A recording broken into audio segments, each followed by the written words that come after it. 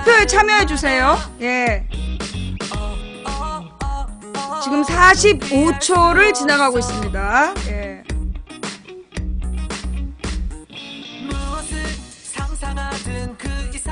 잘 모르겠는 사람은 투표하지 마세요. 아는 사람만 투표하세요. 예. 사드 도입에 대한 여러분의 의견을 묻는 거예요. 예. 아직 설치되지 않았어요. 예. 사드를 앞으로 배치하겠다는 게 정부의 입장인데 거기에 대한 여러분의 의견을 묻는 겁니다.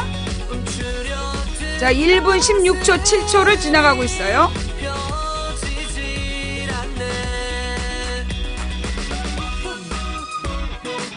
자, 지금 이 시간 시청하고 계신 분들은 7238분이 예, 7238명이 시청 중이고요. 업해주신 분들은 4700분. 그러면 3000명이 지금 업을 안 하고 있다는 얘기네? 2500명이? 자, 업을 안 하고 보는 당신은 누구지? 자, 1분 50초를 막 통과했습니다. 자, 투표 시간은 지금부터 1분 3초 뒤에 종료됩니다.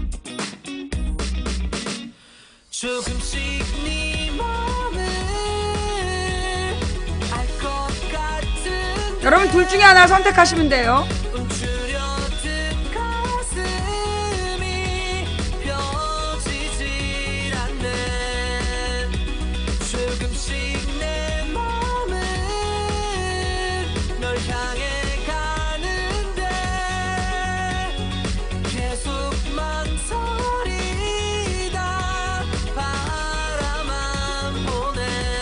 자, 서둘러 주세요. 이제 24초 남았습니다. 투표 참여할 기회 20초 남았어요. 자, 15초 남았고요. 10초 남았습니다.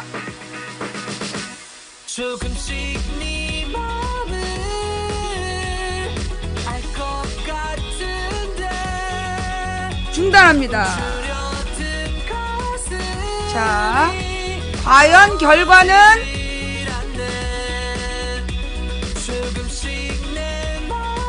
어떻게 나왔을까요? 예, 의외인데요. 우리가 잘못 알고 있었나봐요. 네. 이거 너무 충격적인데요. 정말 이렇게 많은 분이 사드를 찬성했어요? 네. 참여자가 2627명이 참여했고요. 네, 95%가 사드에 반대하고 4.9%가 예, 사드에 찬성하고 있네요. 네. 예. 약 1.2%가 늘었네요. 네. 네. 좌익 빨갱이가 개 맞노. 아, 정말 저 강퇴시켜 주세요. 예. 강퇴시켜 주시고 네, 제 아이디를 잠깐만. 예. 아이디를 복사해서 블랙을 걸고 네. 자, 이게 지금 우리 현재 방송을 시청하고 계시는 분들이 7200명이었거든요. 그러니까 7250명 정도? 그 중에서 2600명이 참여했다면 이게 그 응답률은 어느 정도인가요? 예. 7200명 중에 응답률이 2600명이면 어느 정도 되는 거야? 절반이려면 50%가 되려면 3600명이어야 되는데 그러면 25%면 1800이고 그러면은 2600명이면 약 그 30% 정도? 예. 지금 약 30% 정도가 그 저기 응답한 저기라는 거. 예. 30% 정도의 유권자 시청자들이 참여한 예, 투표 결과라는 거. 2627명의 예, 그 여론을 물어봤습니다. 예. 5%가 누군지 궁금해하지 마. 저기 나중에 들어온 비웃으려고 그러지. 그러면 안 돼. 예, 우리가 이 민주주의 국가에서 말이에요. 자기의 의견을 당당하게 밝힐 수 있어야지. 나 혼자 보고 욕할게. 예, 34% 정도, 35% 정도야. 땡큐. 네, 응답률 35.6%다. 자, 그럼 이제 여러분들이 순 애들만 데리고 한 거 아니냐? 또 이런 분들이 계세요. 예. 이거 이제 여론조사한 내용을 못 믿겠다. 어느 연령대냐? 또 궁금해 하시잖아요. 네, 우리 방송의 시청자에 대해서 연령대를 또 보여드릴게요. 자, 요게 이제 색깔별로 보면 검정색이 10대, 그 다음에 회색이 20대, 연한 하늘색이 30대, 조금 이제 연 파란색이 40대, 진한 색깔이 50대 이상이에요. 예. 그래서 이제 이 로그인 숫자로 보면 지금 이제 30대하고 40대가 합쳐갖고 60%네. 예. 3040, 예, 30대에서 40대까지가 합쳐서 60%고요. 그 다음에 이제 20대가 19%, 그 다음에 50대가 17%, 그리고 10대는 약 3%가 시청하는 걸로 나오네요. 그럼 왜 10대 시청률이 낮냐? 애들이 학교가 있는 시간이라. 예. 애들이 좀 학교가 있는 시간이라. 그 다음에 이제 이 여자하고 남자의 비율, 남자 시청자가 59%, 여자 시청자는 한 40% 정도가 보고 있다. 예. 그럼 1%는 누굴까? 자, 여성 시청자 비율이 좀 늘어났네요. 네. 자, 그래요. 1%가 누군지 궁금한데. 그래서 내가 그랬잖아. 아프리카의 성 비율에 여자인지 남자인지 기타인지가 들어가야 된다고. 꼭 보이는 라디오에서 역캠 1위라고 막, 그럼 진짜 역캠들이 날 싫어한다고 내가 몇 번 말했어. 애들은 들어와서 여전히 형님 그러고 있는데 역캠 1위 자꾸 그러지 말란 말이야. 진짜 역캠들한테 걸려. 그러니까 보이는 라디오에 남캠, 역캠, 기타가 있어야 돼. 아저씨나 아줌마를 이렇게 포함할 수 있는 예. 자, 좌우지간 이런 사람들이 보고 있는 그 망치부인 방송에서 2627명이 투표에 참여해서 응답률이 35% 정도 나왔고요. 35% 정도 응답한 응답률에서 95%가 사드에 반대, 4.9%가, 5%가 그 사드에 찬성하고 있네요. 네. 그러면 도대체 그 여론조사 기관에서 사드 찬성이 높다는 건 누구한테 물어봤을까요? 예. 그 사드 찬성이 높다라고 외치는 여론조사 기관은 누구한테 물어봤는지 그게 문득 궁금해지는 예. 네. 1%가 외국인일 수 있다. 실제로 우리 방송은요, 외국인들도 많이 봐요. 예. 내 얘기 안 했나? 외국인들도 봐.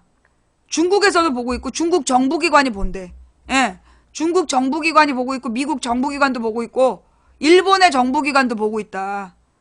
왜냐하면 우리 망치부인 방송이, 뭐라 그러나, 소위 한국의 중도적인, 그러니까 합리적 중도 세력의 여론 파악에 좋기 때문에, 그래서 각 나라의 이제 러시아에서 본다는 얘기 못 봤어. 러시아 그 공무원이 본다는 얘기 못 들었고, 중국 공무원, 그 다음에 미국 공무원, 그리고 일본 공무원이 보고 있다는 얘기는, 들려왔어요. 예. 그렇기 때문에, 우리 망치부인 방송은 특히 이제 국정원은 분명히 보고 있죠. 증거 있냐? 국정원에서 나한테 욕했다 걸려가지고 유죄 판결 받았잖아. 그게 증거지. 뭘 더 말해. 그러다 보니까, 예, 그 다음에 이제, 우리 망치부인 방송은, 예, 우리 망치부인 방송은 외국인들도 되게 많이 보고 있고, 그 다음 외국의 학자들도 많이 보고 있대요. 그때 몇 년 전에 영국에서 어떤 학생이 와서 인터뷰를 해갔어. 학위 논문을 쓰려고. 그때 그 영국의 교수가, 한국의 인터넷 문화에 대한 관심이 되게 많았다. 외국인 교수였는데, 그때 무슨 외국인인데 영국에서 가르치는 교수야. 그 사람이 이 한국인 학생한테 나에 대한 논문을 쓰라 그래가지고 와서 인터뷰하고 갔고요.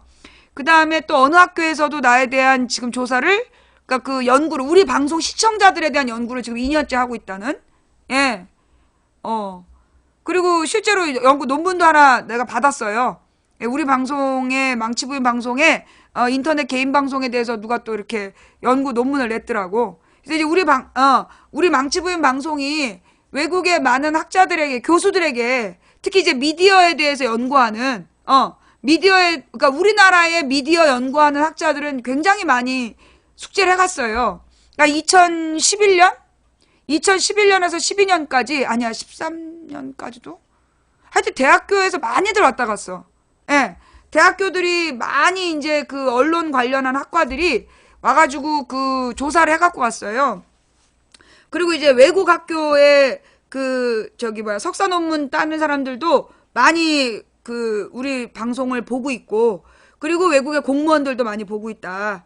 예. 왜냐하면 이제 우리 망치부인 방송의 시청자들의 정서를 보는 거야. 내 말을 듣는 게 아니라 여러분들의 반응을 보는 거야. 내가 볼 때는 요게 우리가 이제 지난번에 그 사드 조사를 일요일 날 했었잖아요. 천몇 명 참여하는. 근데 이게 인원이 더 늘어났지만 1000명 정도가 더 늘어난 인원이지만 결과는 똑같이 나왔잖아. 그죠?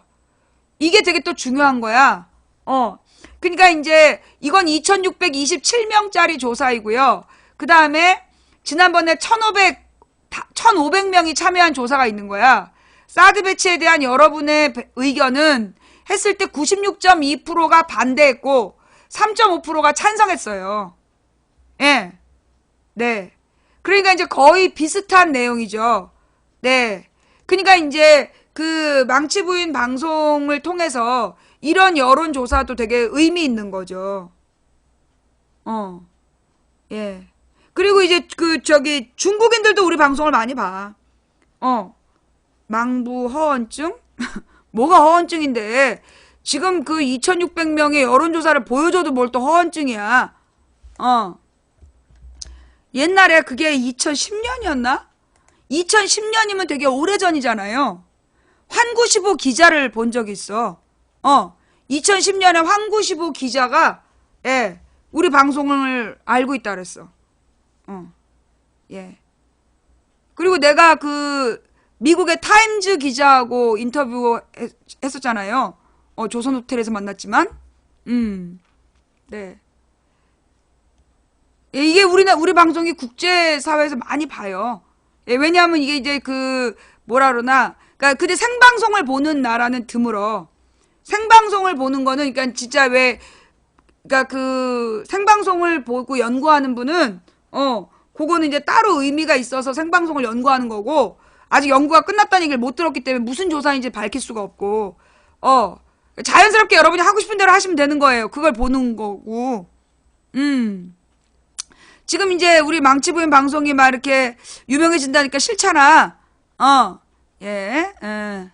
전문 여론조사보다 참여자가 더 많다. 3분 만에 이렇게 했으니 내가 만약에 이걸 시간을 정말 여론조사 기관처럼 그 몇 시간을 길게 하면 결과가 더 어마어마하겠죠. 그죠? 예.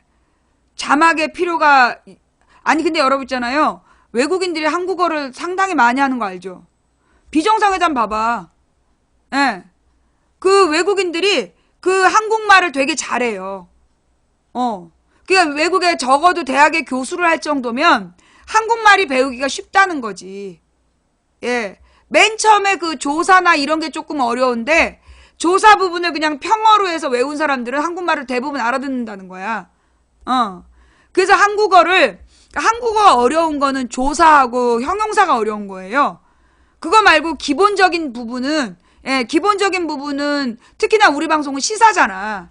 문학 작품은 어려울 수 있는데 우리는 시사 방송이기 때문에 그 외국인, 아까 실제로 어떤 시청자가 남편이 미국인이고 그 사람이 공무원이야.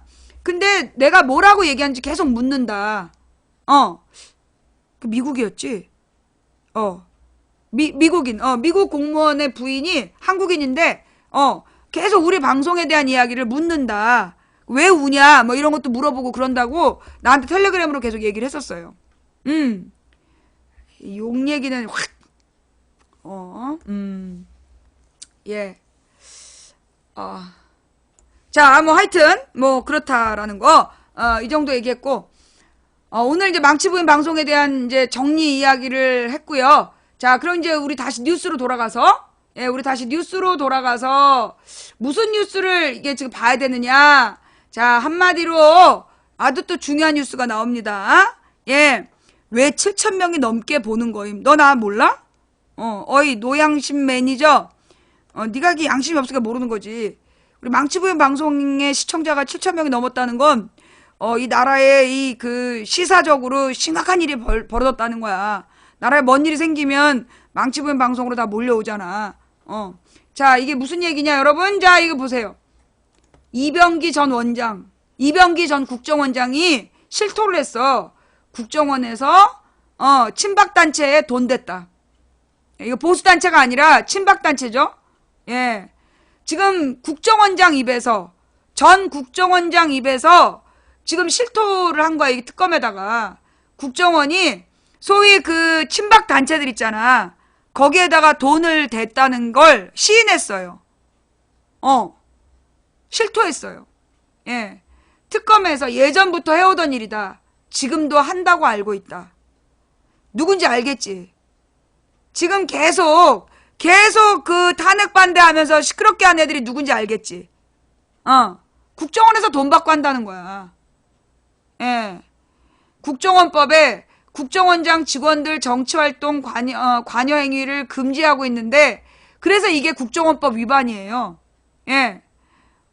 국정원은 제기된 의혹만으로 답변하기 힘들다라고 얘기했대. 그러니까 국정원의 공식 입장은 답변하기 힘들다야. 부정이 아니라. 부정한 게 아니야. 왜냐면 이 전 국정원장, 이병기가 전 국정원장인데 얘가 실토한 거기 때문에 국정원에서 부정하지 못하는 거야. 답변하기 어렵다라고 얘기한 거야. 자, 여러분. 왜 자발적으로 업을 안 해? 빨리 업을 하란 말이야. 예. 자, 이거 중요한 뉴스예요. 예. 최순실 국정농단 사건을 수사한 박영수 특검이 이병기 전 국정원장한테서 국가정보원이 이 친박단체에게 지원금을 댔다는 진술을 확보한 것으로 8일 확인됐다. 특검팀은 지난 1월 2일 문화예술계 블랙리스트 작성과 관련해 이병기 전 원장의 자택을 압수수색한 뒤 그를 소환해 조사한 바 있다.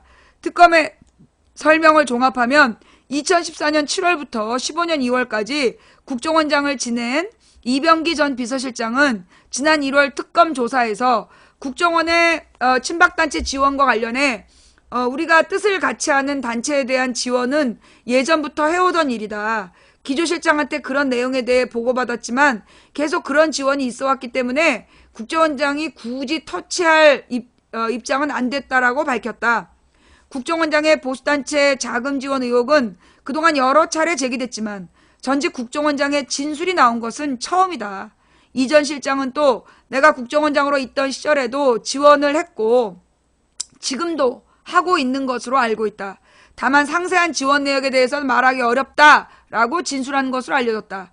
이 전 실장은 구체적으로 어떤 단체에 지원했는지도 밝히지 않았다.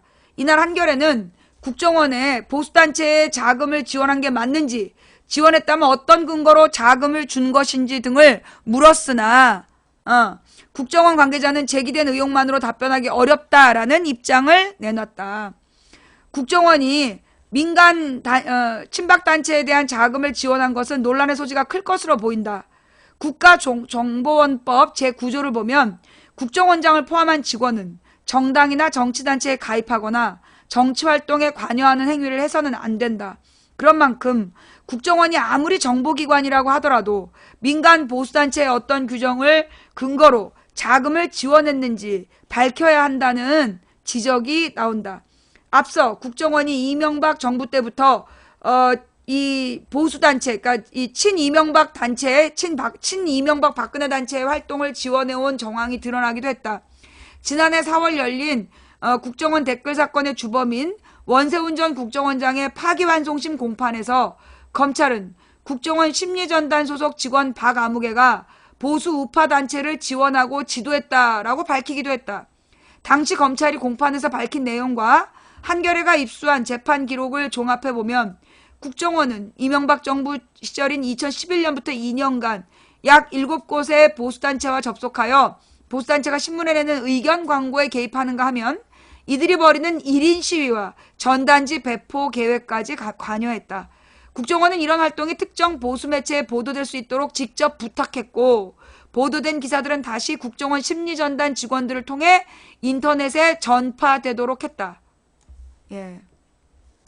이렇게 국정원이 국내 여론을 조작했다라는 아주 중요한 결과가 나온 거예요. 네. 자, 여기에 대해서 지금 우상호 의원이 뭐라고 얘기를 했냐면, 우상호, 더민주 원내대표, 그 다음에 정의당, 예, 은 또 뭐라고 얘기를 했을까요?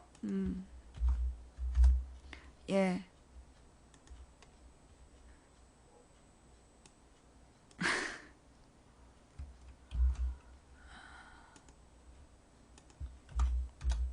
자, 먼저, 자, 우상호 의원이 국정원 탄핵 반대 집회도 지원해왔을 가능성이 있다. 우상호 더불어민주당 원내대표가 9일 이병기 전 국정원장이 국정원 보수단체 지원을 실토한 것과 관련 국정원이 특정 정치 목적을 가진 보수단체를 통해 대선에 개입한 것을 확인시켜준 점에 용납할 수 없다며 그 강력 반발. 이날 오전 정책조정회의에서 국정원장이 인정했으면 틀림이 없다며 이같이 말했다.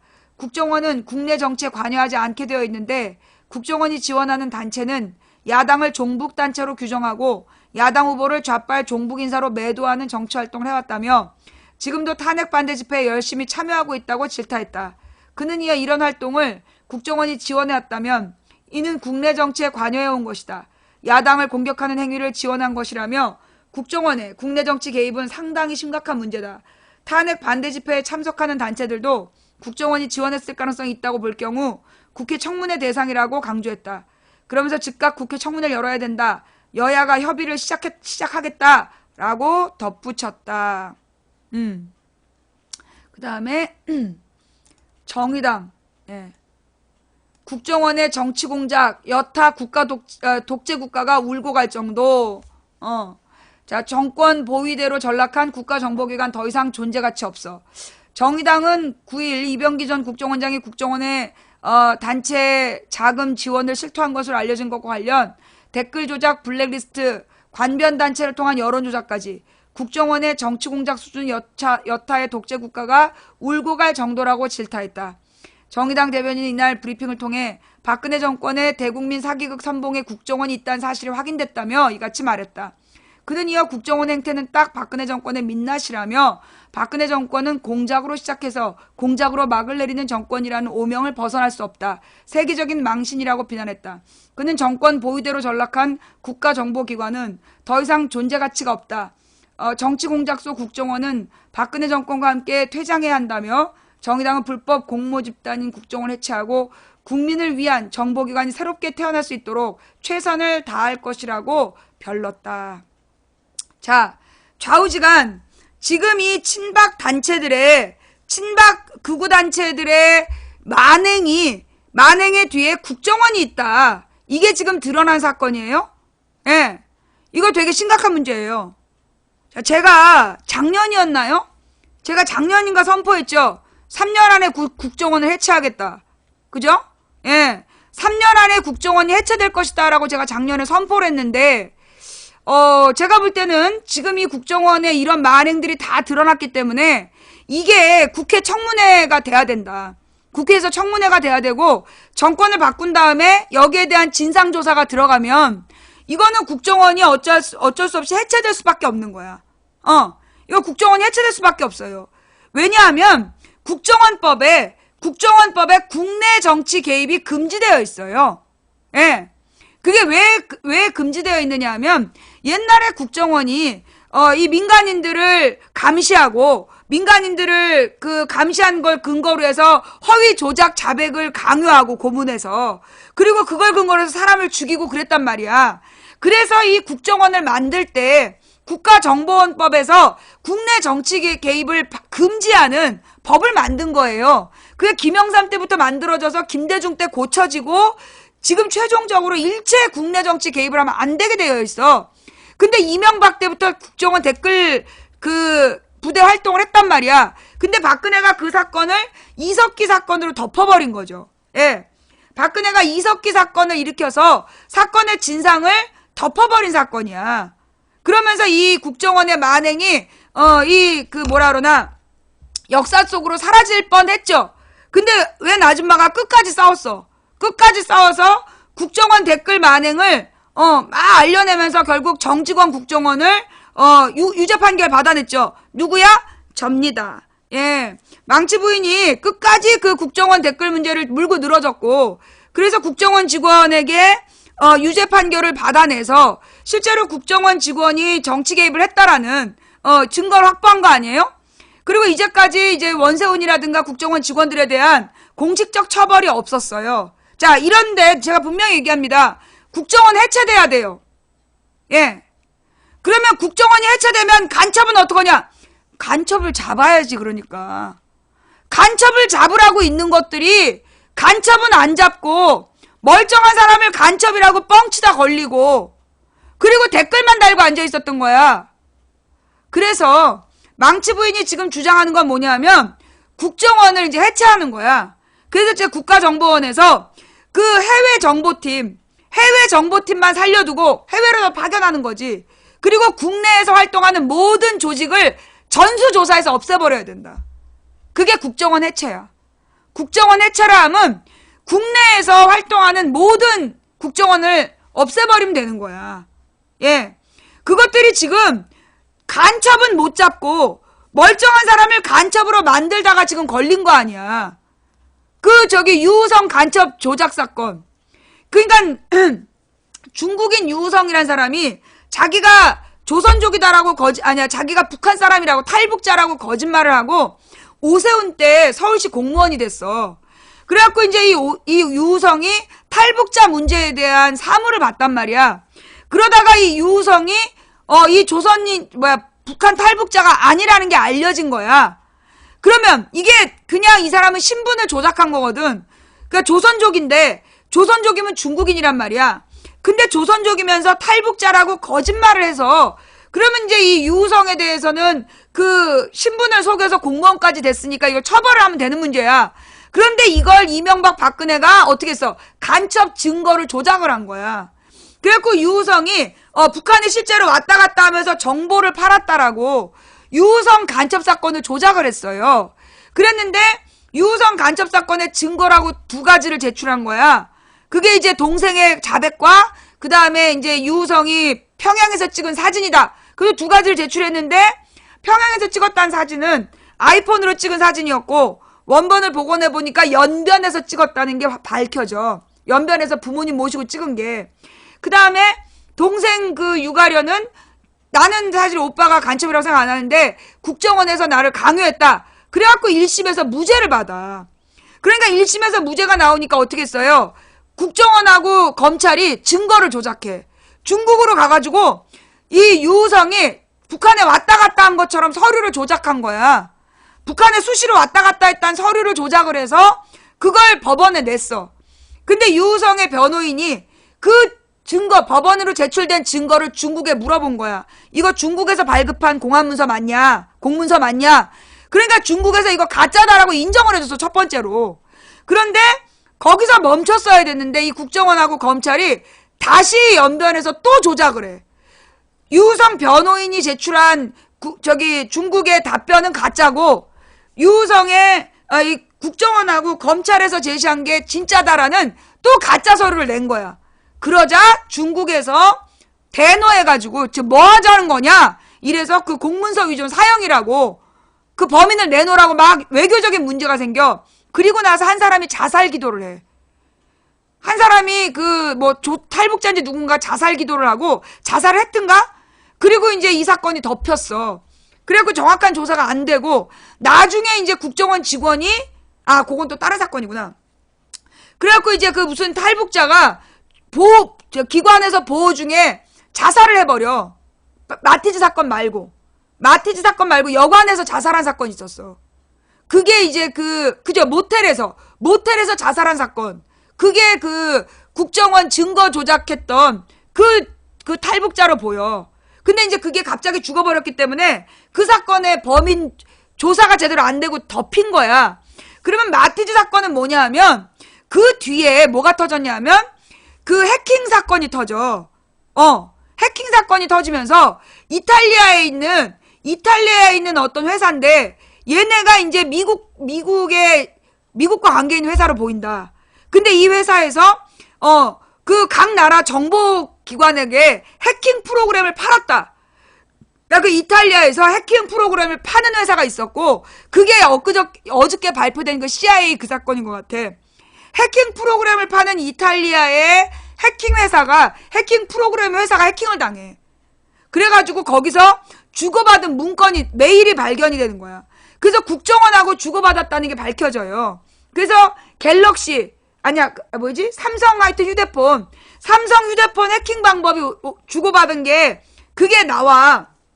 그래가지고 국정원에서 그걸로 누구를 감시했냐, 이게 이제 문제가 돼. 그때 마티즈에서 국정원 직원이 자살하는 사건이 터지는 거야. 예. 그 전화기 해킹 툴을 팔았던 회사와 한국의 국정원으로 의심받는 계좌가 메일로 주고받으면서 이걸 어떻게 쓰는 거냐고 물어보는 그 메일이 발견이 됐어. 그래서 국정원이 스마트폰을 통해서 해킹을 했다라는 의혹이 제기됐는데, 관련 담당자가 마티즈에서 자살을 한 거야.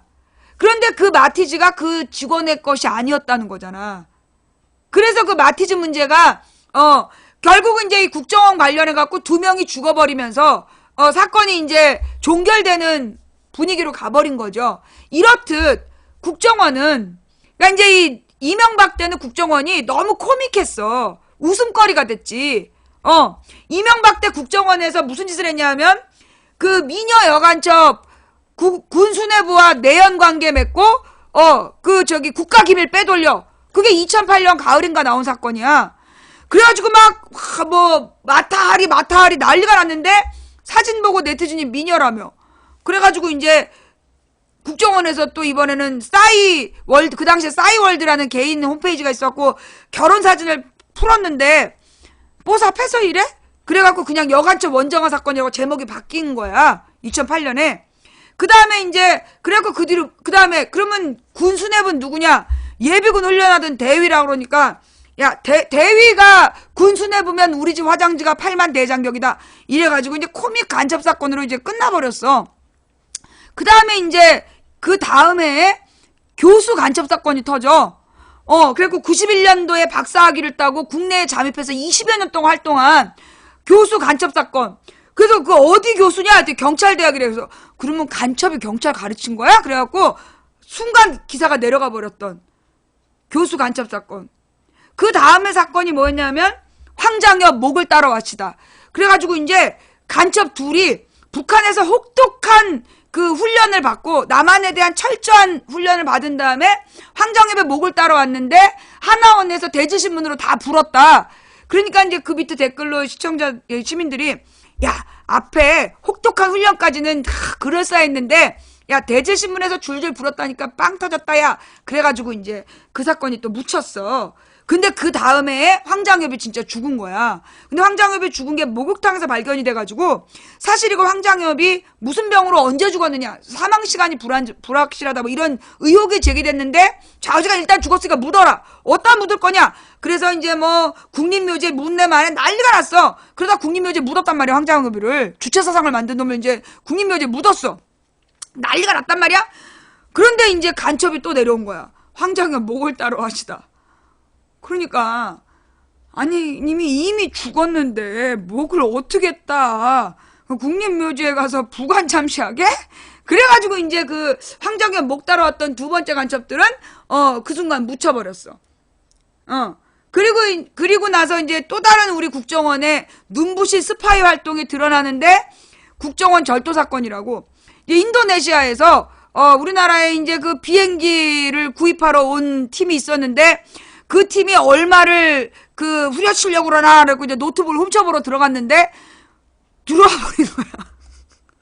인도네시아 외교관들이 들어와 버리니까 두 놈이 들어갔다가 한 놈은 노트북을 이렇게 줬고 한 놈은 들고 튄 거야. 들고 튀어갖고 문간에 가서 보다가 나중에 걸려가지고 결국 이제 노트북을 돌려줬다는.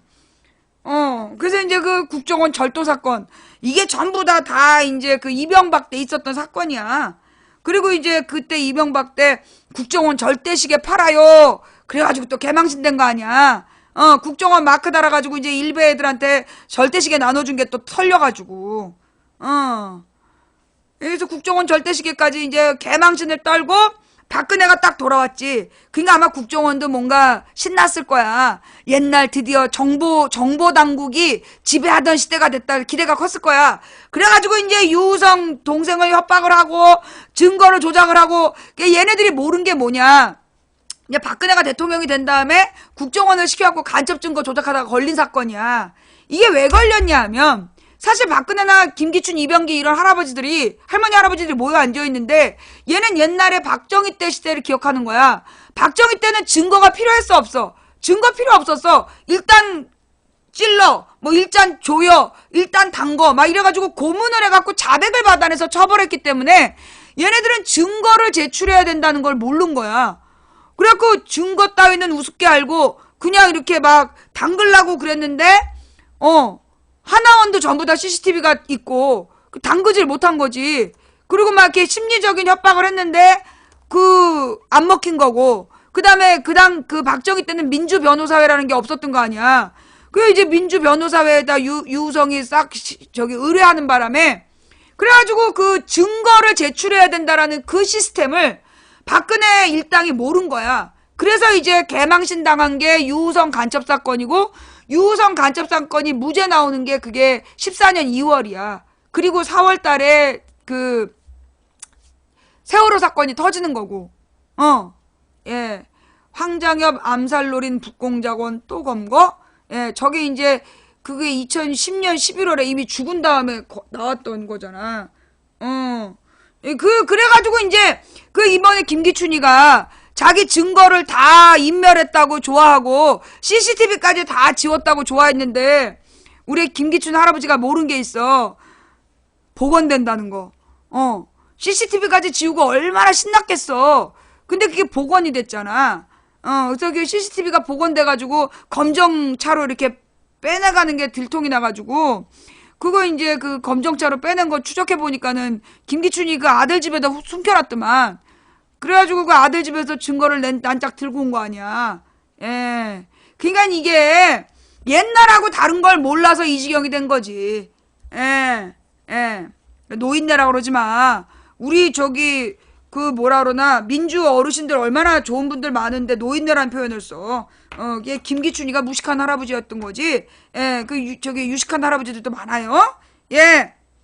좌우지간 이렇게 이제 국정원의 그 이명박 때 코믹 사건, 박근혜 때 간첩 증거 조작 사건에 이어서 지금 이명박 때부터 박근혜 때까지 국정원이 관변단체에 지원금을 대줬다. 그래서 관변 데모를 주도해왔다. 이게 지금 들통이 난 거야. 이거 심각한 문제죠. 요거 다음 정부에서 첫 번째로 국정조사해야 된다. 다음 정부 이 국회 차원에서 청문회를 조직하고 국정조사를 해가지고 그래서 이거는 국정원 해체로 가야 된다. 국정원의 국내 사찰팀을 없애버리는 거. 그리고 댓글 부대, 국정원 댓글 부대를 형사처벌해야 돼요. 예. 국정원 댓글 부대를, 전부 다 형사처벌해야 된다. 그래서 나는 다음 대통령이 되자마자 요구를 할 거야. 다음 대통령이 되자마자 국정원 국내팀 해체하고 국정원 댓글 부대, 얘네 철저히 수사해서 형사처벌을 묻고 그리고 이 공무원들에게 가장 치명적인 게 연금이잖아. 연금을 박탈하는 거. 파면하고 법정 책임을 묻고 연금을 박탈하라. 그게 내가 요구하는 바예요. 예. 요 투쟁이 이제 망치 부인의 5월 달에 집중할 투쟁이죠. 그것과 더불어서 이제 5월 달이 되면 뭔가 또 밝힐 게 있어요. 어쨌거나 그래서 이 이병기 국정원장의 이 친박단체 자금 지원설, 이건 매우 심각한 문제야. 이거 분명하게 처벌해야 돼요. 이 책임을 분명히 물어야 돼요. 그냥 넘어가면 안 되는 사건이고, 이 사건으로 나는 국정원이 해체될 거라고 봐. 이번 이 사건, 이걸로 우리가 국정원 해체시켜야 돼요. 이거 묻지 마시고, 이걸 그냥 흐지부지 지나가면 안 돼. 이거 분명히 물고 늘어져야 돼. 모두가 다 잊어도 나는 잊지 않을 거야. 나 알지? 세월호에 대해서도 모두가 다 잊어도 나는 잊지 않을 거라고 날마다 썼잖아. 이제 5월 달부터 나는 국정원 해체를 위해서 이 사건을 물고 늘어질 거야. 그 지난 박근혜 정부에서는 이석기 내란 음모 사건을 조작해갖고 넘어갔어. 이번엔 쉽지 않을 거야. 예, 이번엔 쉽지 않을 거야. 자, 그러면서 이제 황미필 얘기가 나오니까 분명하게 다시 얘기하는데요. 여러분, 저기 이거 황교안하고 경찰청장요 고발해야 돼요. 지금 박영수 특검 집 앞에 시위를 해서 그 박영수 특검의 부인이 혼절을 했대잖아. 그러면 이거는 심리적인 압박을 받아서 혼절까지 한 거야. 그런데도 경찰이 그들을 체포하지 않았다라면, 자, 우리가 황교안 부인 앞에서 그렇게 해도 체포 안 할 거지? 우리가 지금 박근혜네 일가 친척 앞에 가서 그런 짓 해도 너네 체포 안 할 거야? 이거 이철성 경찰청장하고 황교안과 행정안전부장을 이거 고발해야 돼요. 고발을 해서 치안유지라는 정부의 가장 기본적인 임무를 방기한, 예, 치안유지라는 임무를 방기한 황교안과 이 경찰청장을 이거 고발해야 돼요. 고발해서 이거 법적인 책임을 물어서 구속시켜야 돼, 이거. 황교안하고 이 이철성은, 왜냐하면 이게요, 지금 그 김평우가 주장한 내용은 내란 음모죄야. 내란 선동죄야. 지금 친박단체들의 주장이 그게 내란 선동이라고. 우리가 만약에 박근혜 집 앞에 가서 하거나 청와대 앞에서 그렇게 외쳤다면 우리 내란 선동으로 잡혀가. 그런데 지금 그 내란 선동을 하고 있는 아스팔트 피바다를 만들겠다는 둥, 실제로 무기를 들고 가서 협박하고 있는데 아무런 조치를 취하지 않은 이 경찰 당국, 이건 황교안과 이철성의 책임이야. 그래서 이 둘을 고발해서 사법적 책임을 물어야 된다. 예. 이건 내란 선동죄예요. 이거는 황교안과 경찰청장이 내란 선동을 방임한 거야. 방임이죠, 방임. 예. 그리고 직무를 유기한 거야. 그래서 경찰청장하고 황교안을 시민단체가 고발해야 되고요. 그 다음에 이게 탄핵 문제로 얘기하지 마. 지금 탄핵시키면 옳다구나 그러고 나가갖고 대통령 선거한다고 지랄할 수 있으니까 이건 탄핵이 아니라 고발을 해서 사법 처리해야 된다. 직무유기로. 예. 방조하고 방임한 이 내란 선동죄를 방조하고 방임한 직무유기. 그리고 이거는 무엇보다 치안유지에 실패한 거야.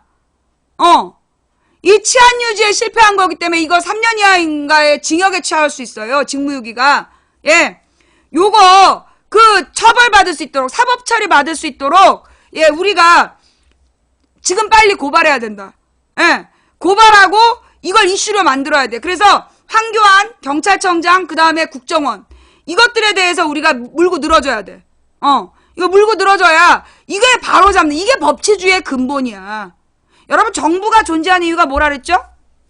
망치부인이 뭐라 했어? 정부가 존재하는 이유는 국민의 생명과 안전을 보호하기 위해 있는 거예요. 그죠? 국민의 생명과 안전을 보호해야 될 의무가 있는 게 누구냐면 경찰이야. 경찰이 기본적으로 하고 있는 중심 업무가 국민의 생명과 재산을 보호하는 것이고, 그리고 그런 경찰청을 관리 감독하는 게 총리인데, 총리와 행안부 장관. 근데 이것들이 지금 직무를 유기해서 국민이 공포를 느끼고, 그리고 있잖아요. 친박단체들, 제가 박사모들한테 폭행당한 영상들이 왔는데 너무 심각해. 막 멍이 들어있어. 이거 국민의 생명과 안전을 지키지 못한 거거든요. 이거 책임을 물어야 돼요. 예. 3.1절에 촛불 집회 방해한 것도 그렇고, 이 모든 범죄들에 대해서 이거는 국민의 생명과 안전, 그리고 재산을 보호해야 된다는 정부의 가장 기초적인 임무를 방기했기 때문에, 예, 이거는 황교안의 직무유기에 책임을 물어야 돼. 경찰청장하고 황교안의 직무유기에 책임을 물어서 이들을 사법적인 조치를 해야 된다. 예. 그리고 친박단체의 주모자들, 김진태와 그 일당들은 내란 선동죄로 김진태, 김평우, 서석구 이런 사람들은 내란 선동죄로 걸어야 된다. 그래서 얘네들도 고발해야 돼요. 무엇보다 김평우는 법조인이면서 어떻게 저런 개소리를 하냐고. 탄핵 심판에 재심을 청구하겠다. 이 사람이 자기의 지위가 판사 출신 변호사라는 거를 가지고 탄핵 심판의 결과에 대해서 자기는 불복종하고 재심을 청구하겠다는 표현을 했어요. 그러면 일반적인 국민들은 탄핵 심판에 대해서 재심 청구가 가능한 줄 알잖아. 근데 여러분, 탄핵 심판은 단심제예요. 재심이라는 말은 재심을 할 수 있다라고 정해진 재판만 재심이 가능해요. 근데 탄핵 심판은 단심제야. 한 번밖에 안 하는 거야.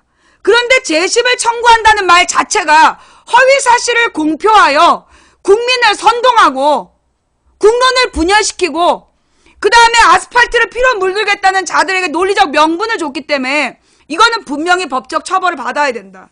예. 이석기도 그런 말 안 했어. 12년형을 받고 있는 이석기도 그렇게까지 말 못했어요. 예. 이석기가 만약에 그렇게 얘기했으면 아마 종신형을 받았을걸? 이거 나는 이번에 그 친박단체에서 주장한 아스팔트 피바다 드르륵 갈겨버려 계엄령을 선포하고 다 잡아넣어라 이런 표현들은요 분명히 이거 사법적 처벌해야 된다. 나는 다음 대통령이 그거 그냥 넘어가면 안 된다고 봐. 나는 바로 그러면 탄핵하겠다는 운동을 전개할 거야. 다음 대통령이 돼서 국민을 공포에 떨게 했던 그 이 내란 선동자들을 그냥 용서하고 넘어가면 안 된다고 봐요. 예. 자, 그럼 어떻게 해야 되느냐? 대통령이 돼가지고 직접 그들을 처벌하면 뭐라 그럴까? 뭐 좀스럽다 어쩌다 지랄하겠죠? 그러니까 시민단체들이 해야 돼. 시민단체들이 이 내란 선동한 자들을 검찰에 고발을 해야 돼. 검찰 고발을 해서 윤석열 검사나 이런 사람한테 고발을 해가지고 얘네들 내란 선동죄로 이석기랑 똑같은 형에 처해져야 된다. 지금 이 사람들이 자기네들이 미국으로 그냥 도망갈 생각하는 것 같아. 이거 탄핵 심판 끝나면 미국으로 도망갈 생각으로. 왜냐하면 이제 자기네들은 미국에서 살던 사람들이야. 김평우도 미국에서 살다 왔대. 그러니까 이 사람이 이 탄핵 심판을 어떻게든지 개판 만들어 놓은 다음에 그냥 도망가면 되는 거야. 그래서 나는 빨리 김평우에 대해서 오늘이라도 고발하고 이거 출국 금지 시켜야 된다고 봐. 이거 지금 내란 선동한 그 국민을 분열시키고 내란을 선동했던 친박단체에서 마이크 잡았던 애들은요 모두 고소 고발해야 된다. 출국 금지하고 사법 처리해야 된다고 봐. 박대리 인단의 출국을 금지해서 사법 처리해야 된다고 봐. 너무나 무책임하게 허위사실을 유포했기 때문에 예.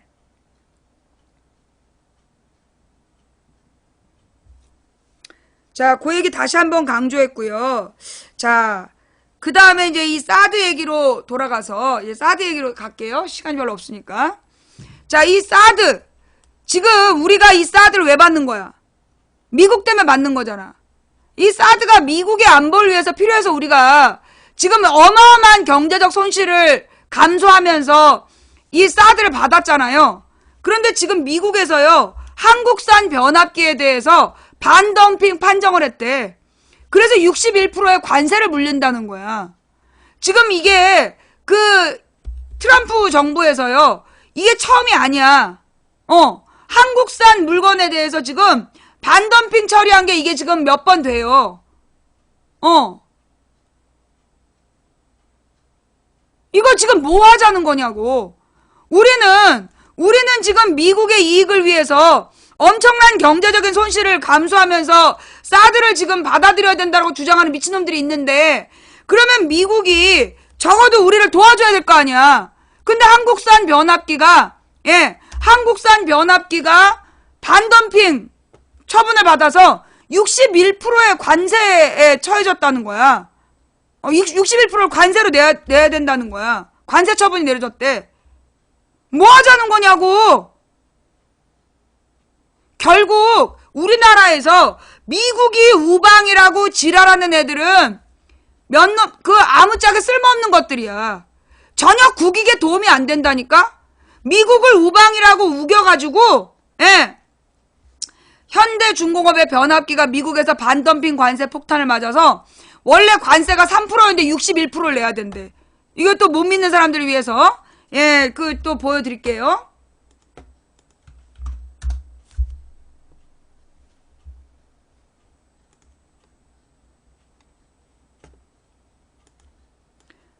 한국산 변압기가 미국에서 반덤핑 관세 폭탄을 받아서 원래 3%였던 관세가 61%가 됐대. 20배를 세금으로 걷는 거야. 기가 막히죠? 도대체 무슨 우방이 이러냐고. 미국이 우방이라고 외치는 이 성조기 들고 있는 미친놈들아. 아니 무슨 우방이 이래. 지금 미국을 위해서 사드를 받아들여야 된다고 지금 개나 발불고 있는 놈들아. 지금 저게 무슨 우방이야. 우리는 지금 중국에 까이고 미국에 까이고 지금 뭐 하는 거냐고. 그 중국에 까이면 도와라도 줘야 될 거 아니야.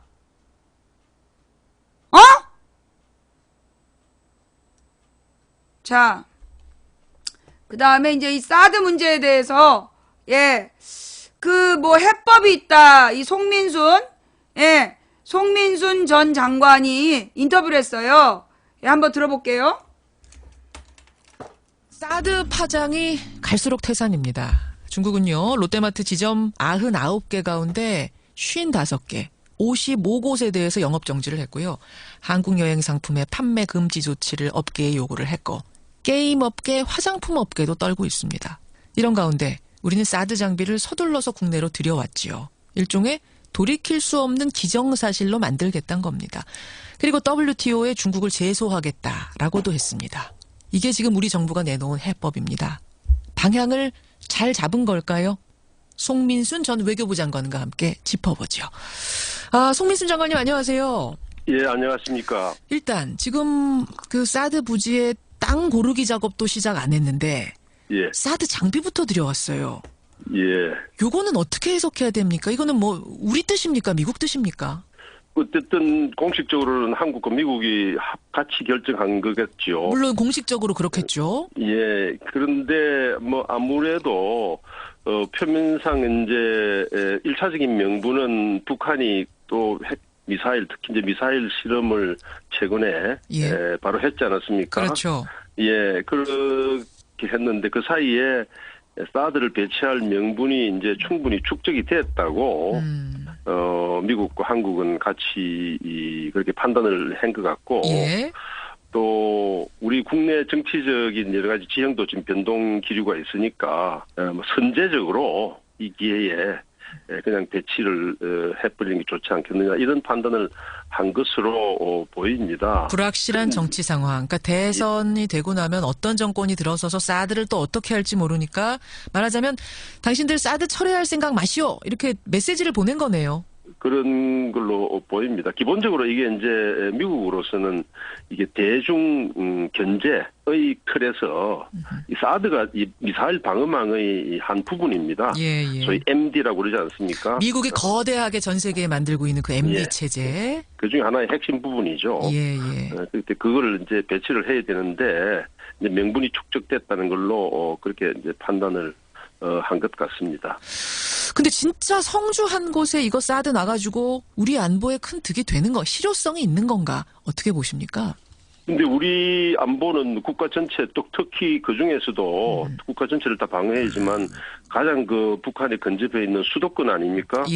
또 이 수도권에 대해서는 사드가 방어를 할 수 없다는 것을 미국과 한국이 공식적으로 밝혔지 않았습니까? 수도권은 어렵다고 말을 했어요. 예, 만약에 북한이 우리가 사드를 같은 그런 미사일을 방어망을 써야 될 상황이 될 정도로 북한이 공격을 한다면은 북한 전체를 초토화시킬 수 있는 우리의 응징 능력을 그걸 강화하는 것이 더 오히려 북한의 공격을 억제하는 효과를 갖는다고 저는 그렇게 봅니다. 이 말씀을 돌려 말하면 성주에 이 사드 2대 놓는 걸로는 큰 방어 능력, 큰 안보에 도움은 안 된다. 지금 이 말씀을 하신 건데 황교안 총리는 한 발 더 나가서 미국의 전술 핵을 한반도에 배치하는 건 어떠냐 이런 뭐 시사하는 발언을 했습니다. 이건 어떻게 보세요?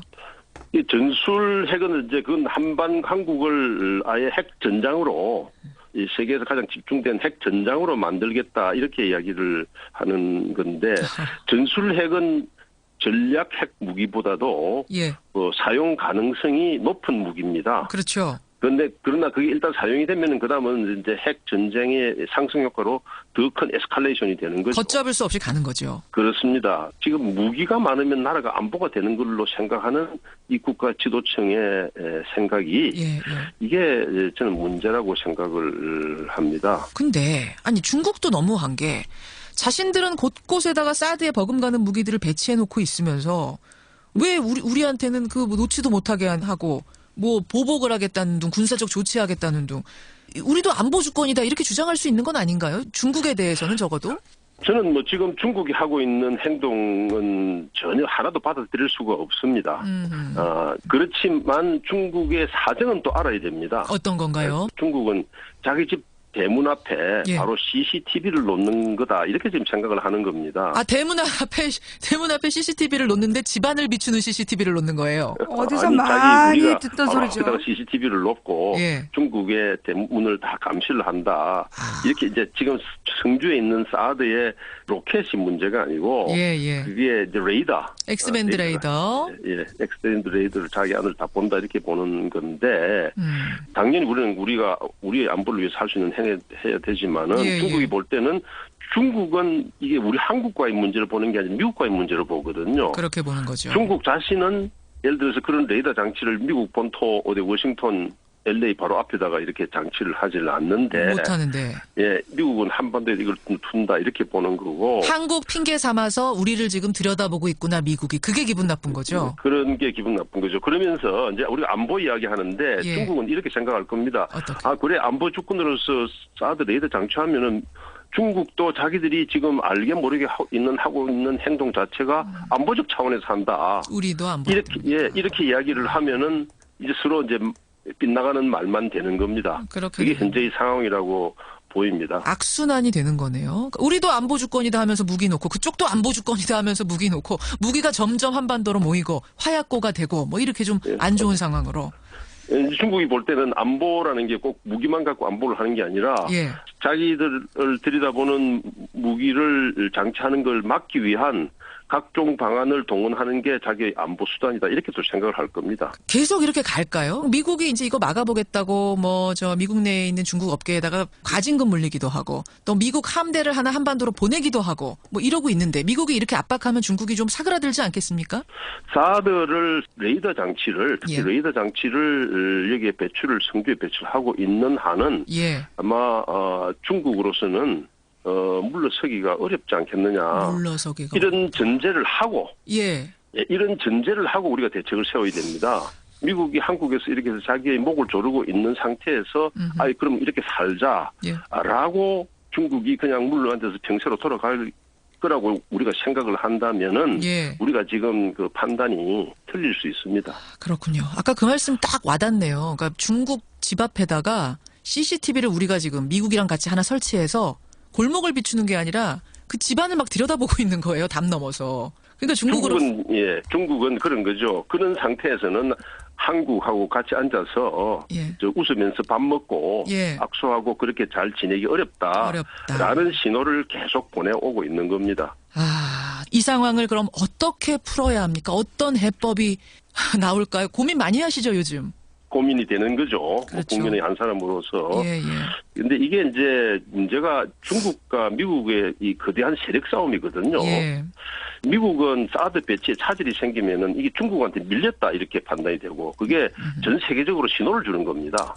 여기 하나만 밀리면 이제 끝나는 게 아니라 다 밀린다. 차곡차곡 밀린다. 지금 왜냐하면 동아시아에 있어서 한반도, 대만, 필리핀, 남중국해 이렇게 연결되는 대륙 세력과 해양과의 그 지금 대립이 돼 있지 않습니까? 예. 이게서 여기서 한번 이게 밀리면 계속 밀린다. 그렇군요. 얼마 전에 보면 필리핀도 중국에 가서 또 잘해보자고 두테르테 대통령이 맞아요. 이렇게 하고 지금 동남아시아 각국들은 미국과 중국 사이에 딱 중립을 지키고 있습니다. 예.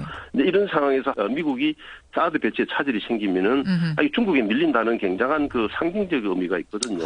그리고 중국은 대신 만약에 사드 배치를 그대로 용인을 하고 있으면은 예. 거기에 대해서 대항 조치를 하지 않으면은 미국에 의해서 목이 졸린 상태에서 중국이 살 수밖에 없구나 하는 또 그런 시그널을 주기 때문에 이런 큰 두 개의 힘이 한반도에서 부딪히고 있지 않습니까? 그러네요. 그런데 우리가 잘 보십시오. 큰 바퀴가 부딪힐 때는 예. 그 정면으로 부딪히는 힘을 대각선으로 옆으로 분산시켜야 됩니다. 미국과 예. 중국이라는 G2 두 개국의 정면 충돌을 어떻게든 좀 비껴나게 하는 것이 우리의 지금 몫입니까? 지형적인 한반도라는 지형에. 바로 그런 거죠. 야, 어렵네요. 그렇게 하려고 그러면은 미국한테도 명분을 살려주고 중국한테도 명분을 살려야 되는 겁니다. 사드는 뭐냐면 북한의 핵을 막기 위한 대응 수단이라는 명분으로 지금 배치가 되고 있지 않습니까? 그러니까 속마음은 어떻든 간에 일단 명분은 북핵 막겠다는 거거든요. 네, 그렇죠. 예. 그러니까 북한 핵 문제를 풀어나가는 실마리를 푸는데 한국이 앞장을 서야 예. 이 거대한 충돌의 힘이 서로 비껴가게 하는 구도를 만드는 겁니다. 그런데 문제는 북한은 지금 우리를 상대로 하려고 하는 게 아니고 미국의 대북 제재와 미국의 북한하고 관계를 정상화하고 예. 그렇게 군사훈련도 좀 조정을 하고 그렇게 해야 우리도 핵 개발 안 하고 잘 살 수 있다 이렇게 이야기를 한단 말이에요. 항상 그렇게 얘기하죠. 카드를 미국이 쥐고 있다 이렇게 되는 거 아닙니까? 예. 그러니까 미국이 갖고 있는 카드를 한국이 동원을 해서 예.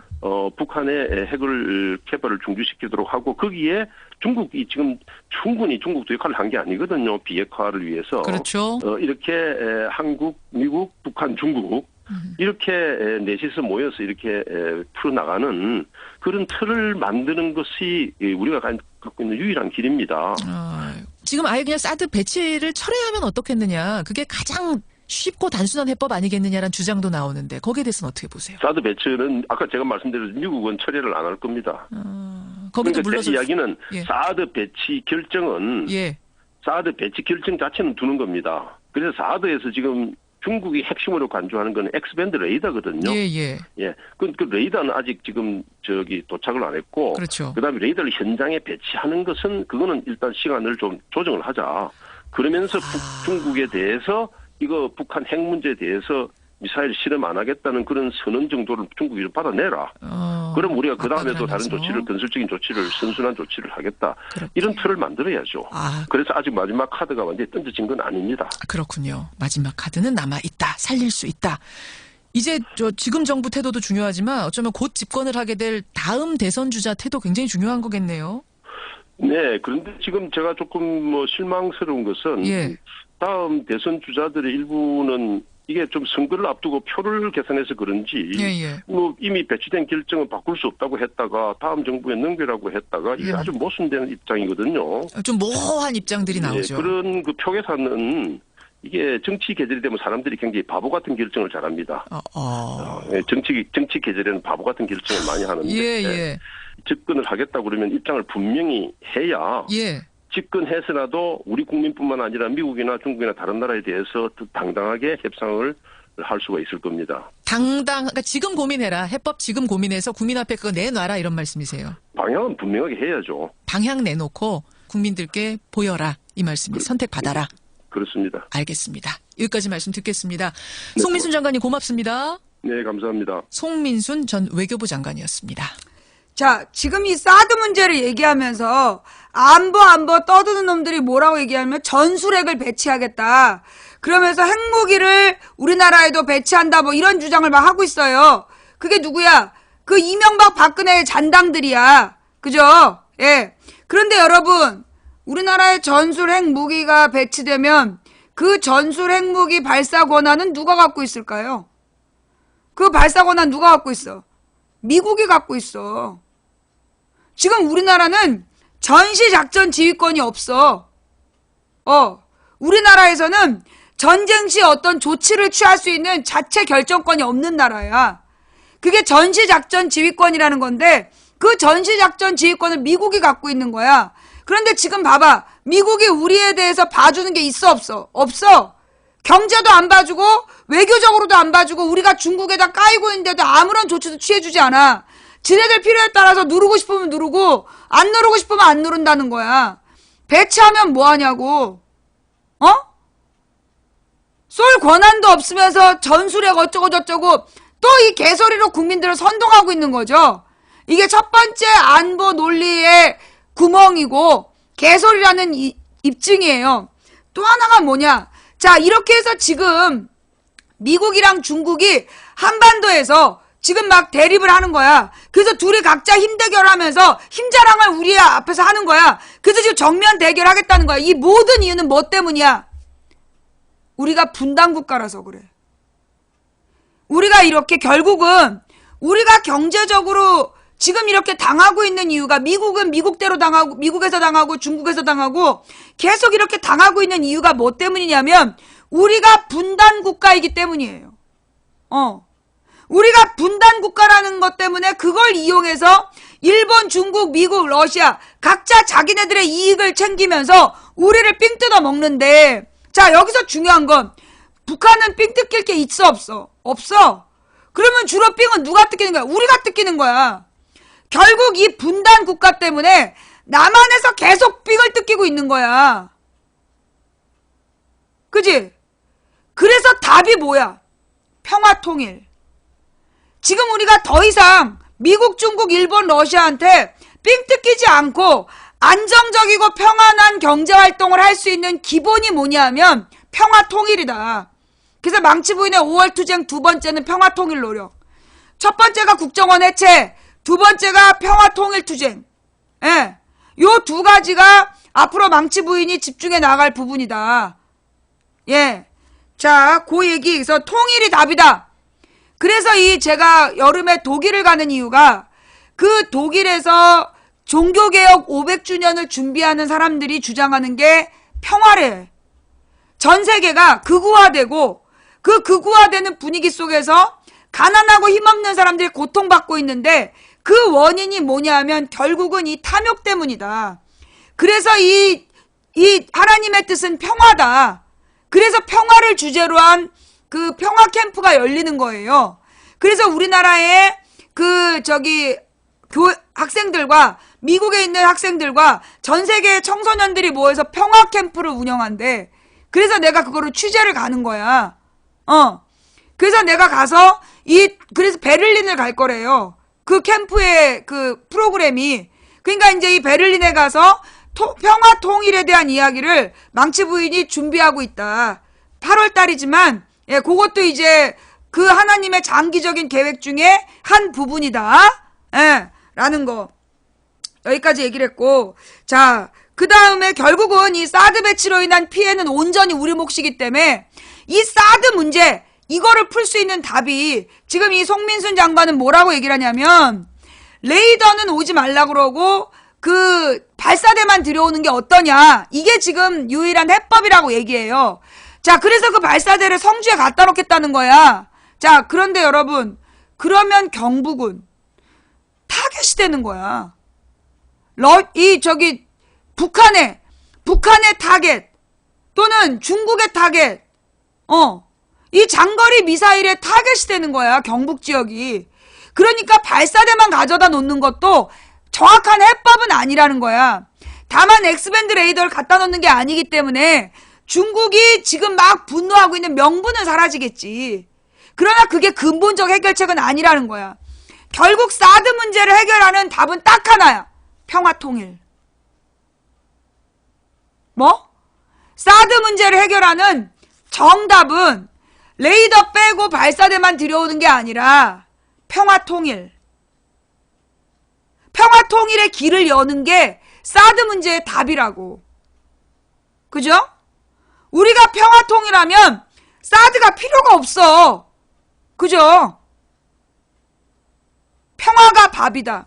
지금요, 무슨 얘기가 있냐면, 이제 경제단체들끼리 지금 이제 사드 때문에, 이 입장이 지금 나눠지고 있다는 거야. 정부 단체가 조금 나서줘야 된다라고 얘기하고, 그러면서 사드 대처에 대해서 둘로 나뉜 경제계. 국가 안보라는 문제라서 나서기 힘든 면도 있지만 야 롯데나 화장품 여행업체 정부가 적극 나서야 된다. 지금 다 굶어 죽게 생긴 거야 이 사람들이. 제조업체에선 좀 더 지켜보자. 입장차가 뚜렷하다. 상의 무협 등 이러지도 저러지도 못하고 침묵. 지금 화장품 파는 매장의 점원들 하루하루 파리 목숨이 되잖아. 이 모든 게 누구 때문이야? 지금 이게 이 박근혜와 황교안에 미친 사드 때문 아니야. 이게 지금 대기업만 당하는 게 아니라 소매상의 점원들까지 다 파리목숨이야. 중국의 사드 보복이 확대되는 가운데 경제계가 중국의 보복이 제조업으로까지 확대될 가능성에 대해 엇갈린 전망을 하면서, 여러분 이미 중국은요 우리나라 중소기업 제품도 수입 안 하겠다고 선언했어. 지금 중국에서 중국의 무슨 까르푸라든가 중국에 있는 외국 기업체의 마트들도 한국 상품 불매를 선언했어. 그렇기 때문에 이게 지금 우리나라 제조업에 영향을 미치는 거야. 우리나라의 모든 물건을 중국에서 수입 안 하겠다는 거야. 그러면 결국 우리나라의 제조업이 타격을 받는 거야. 지금 제조업으로까지 확대될 가능성에 대해서 전망을 이제 엇갈려서 하는 거야. 당장 어려움을 겪는 롯데그룹은 롯데, 그 다음에 화장품, 여행업계는 해결을 위해서 정부가 보다 적극적으로 나서야 된다라고 주장하는데, 피해를 보지 않는 제조업계는 중국의 움직임을 좀 더 지켜보겠다 하면서 신중한 입장이라는 거야. 이에 따라 경제단체들은 이러지도 저러지도 못하고 침묵을 지키고 있다. 자, 그런데 이미 중국에서 LG 배터리, 삼성 배터리, 전기자동차에 들어가는 배터리 거절했잖아. 지금 롯데만 당하고 LG나 삼성에 문제 없는 거 아니야. 그거 벌써 잊어버렸어? 작년 겨울에 있었던 일이잖아. LG 배터리하고 삼성 배터리가 중국에서 지금 이제 전기자동차 생산을 그 차세대 산업으로 준비 중인 거야. 그러면 어마어마한 이제 또 수요가 생기는 거잖아. 그런데 그 수요에 맞춰서 준비한 LG하고 삼성의 배터리 산업이 지금 진출을 못하게 생겼다니까. 그러면 그 배터리 산업에 일자리를 갖고 있는 공장 직원들이 이제 실업자가 되는 거야. 이 심각한 문제라니까, 지금? 이 상공회의소에 이런 경영자들의 말을 종합하면 중국의 사드 보복으로 이 롯데 화장품 여행업계 여기에 피해가 늘고 있지만 당장 경제계의 공동 입장을 발표하거나 정부에 건의하는 방안은 검토하고 있지 않다. 산업통상자원부와 경제 5단체가 참석한 7일 경제단체 협의회에서 경제계는 사드 문제를 정식으로 거론하지 않았다. 경제단체 한 임원은 티타임 때 사드 문제가 간단히 언급되긴 했지만 본 의제로 논의되지 않았다. 왜 그럴까요? 이런 식으로 지금 경제계에서 분명한 입장을 갖지 못하는 이유는 뭐냐? 우리나라의 재계가 대부분 정부하고 불순한 거래를 해서 형성된 애들이야. 그렇기 때문에 얘네들이 감히 정부에다가 맞서지를 못하는 거야. 근데 이렇게 맞서지 않고 이 정부에 대한 대처 노력을 하지 않기 때문에 얘네들은 이제 경영권에 대한 책임을 물어야죠. 그죠? 예. 자, 지금 중국의 내몽고에서도 한국 제품 불매 운동이 일어나고 있다. 심각하죠? 예. 자, 이 한국 제품 불매 운동이 이게 문제는 뭐냐 하면요. 이게 정서의 문제로 퍼지는 게 문제야. 가령 외교적인 마찰은 순간 잊혀지고 해결될 수가 있어. 그런데 이게 불매 운동으로 퍼지고 이게 감정적, 정서적인 문제로 변화되면요. 걷잡을 수 없는 거예요. 그러면 이제 이 중국이라는 소비시장을 우리가 잃게 되는 거야. 근데 지금 전 세계에서 중국만큼 소비 능력을 갖고 있는 나라가 드물어요.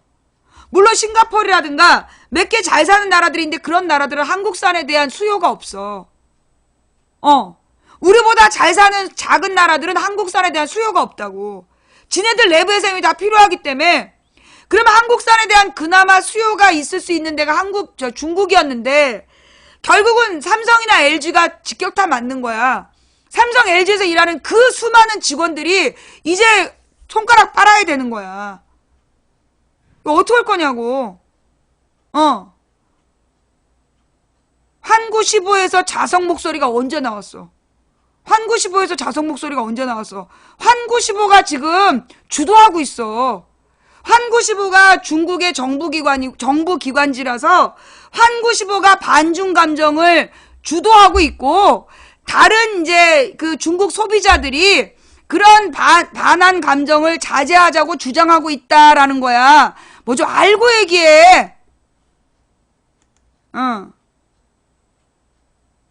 환구15가 지금 반중 감정을 주도하고 있다니까. 예. 지네들이 굉장히 많이 아는 것처럼 떠들고 앉아있어. 예. 지금 중국 한인의 사드 보복의 학업 생계 불안, 대책 촉구. 지금 한국인 직원들도 다 잘리고 있고요. 그 다음에 심지어 그 전셋집에서 한국인 나가라고 그런 데잖아. 당장 유학하고 있는 학생들이 셋집에서 쫓겨나고 있어 지금. 물론 그 자성 목소리라는 게 있을 수 있어요. 그러니까 이 중국에서도 합리적인 사람들이 있고, 그리고 이제 지금 이걸 주도하는 게 누구냐면 중국의 관변단체야. 혐한 문화를 주도하는 게 중국의 관변단체야. 그러니까 중국의 공산당 그 기층 조직에서 요 혐한 분위기를 주도하고 있고, 이 한국 물건을 좋아하는 중국인의 이제 중국 내 지한파들은 그런 문화에 지금 반대하고 있는 게 맞아요. 그런데 지금 그 반대하는 목소리는 우리 정부가 기대하는 것만큼 크지 않다는 거야. 실제로 그런 무시하는 목소리가 크다면 한국으로 오는 여행자들의 숫자가 줄지 않아야 돼. 그런데 지금 제주도에서 우수수 전부 다 취소되고 있다는 거 아니야. 그지? 그러니까 그렇게 중국 내부에서 반한 감정에 대해서 그 자제하자라는 목소리는 극히 일부라는 거야. 그리고 왜냐하면 지금 관변단체에서 주도하고 있기 때문에. 그러니까 우리가요, 박근혜 집단이 관변단체인데 걔네가 막 떠들고 언론에서 막 떠드니까 그 목소리가 큰 줄 알았잖아. 그죠? 탄핵 반대 목소리가 더 높아졌다고 지랄할 때 그게 진짜인 줄 알았잖아. 우리가 2월 달에 기를 다시 죽이고 나니까 다시 탄핵에 대한 반대 여론 80% 여전히 변함없다 이렇게 나온 거지. 관변단체가 언론하고 동조해서 떠들어대면 그게 전반적으로 사실인 줄 믿게 되는 거야. 여기 제주도 이마트 정말 조용해요. 제주도만 그런 거 아니야. 명동은요 완전히 죽음의 도시야. 명동이 완전히 중국인 대상 장사를 하고 있었거든. 근데 명동의 거리에서 개미 새끼 한 마리 없대는 거야.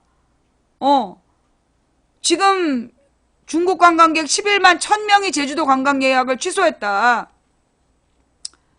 왜냐하면 이게 한국으로 오는 여행에 허가를 안 내주는 거야, 중국에서. 여행사를 통해서 한국으로 오는 여행단 그 허가를 안 해주는 거야. 그러면 이제 한국의 숙박업소, 중국의 그러니까 뭐라나 시장, 관광지 다 죽는 거야 지금.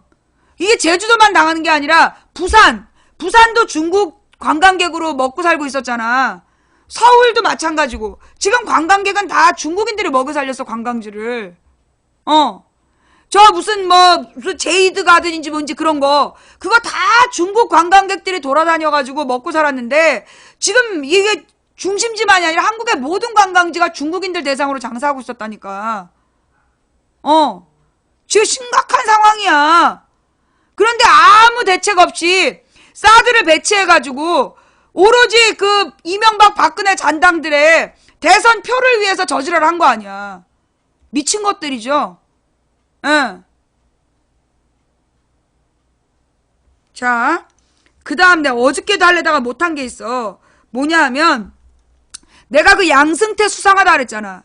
양승태 대법원장이 지금 이정미 헌법재판관의 후임자를 지금 발표할 필요가 없는데 굳이 발표를 했어. 근데 그냥 일반적으로 그런갑다 했단 말이야. 그런데 알고 보니까 지금 대법원에 대법관을 지명해야 되는데 그거는 지금 안 하고 있다는 거야. 그리고 지금 사법부 내부에서 지금 사법 개혁을 해야 된다라고 외치는 그런 목소리를 내는 판사들이 있었대요. 그런데 그 판사들을 인사조치를 한 거야. 발령 냈다가 되돌렸다든가 그랬대. 불이익을 준 거야. 그래서 여기에 대해서 지금 이제 이 법관 130명이 이거 해명해라. 뭐 하는 거냐. 지금 사법권 독립을 침해하는 거다. 그래서 지금 사법파동이 일어날 위기다. 예. 이거 내가 볼 때는 이게 골문 게 터진 거야. 왜냐하면 이제 이명박 때부터 사법부가 썩기 시작했어. 어떻게 썩었냐면 이명박 때 그 한나라당이 170 몇 석이었잖아. 176석이었어. 그 새끼들이 그때 법을 바꾼 거야. 그래서 사법부의 인사에 국회가 개입하는, 정부가 개입하든가 국회가 개입하든가 뭘 바꿨어요. 그리고 난 다음에 사법부가 이상한 판결들을 막 내린 거야. 양심에 따라 판결하면 이 박살을 내버리는 거지. 근데 지금 이제 이 양승태가 이제 그러면서 이제 이 사법부 내부에서 판사들이 자괴감을 느끼고 있었단 말이야. 그런데 그 사법개혁의 목소리를 냈던 판사들에게 재갈을 물린 거야. 그래서 이게 지금 대법원에서 사법파동을 촉발하고 있다. 전국 판사들 법원행정처의 위법 지시 진상규명 판사회의를 요구하고 있다.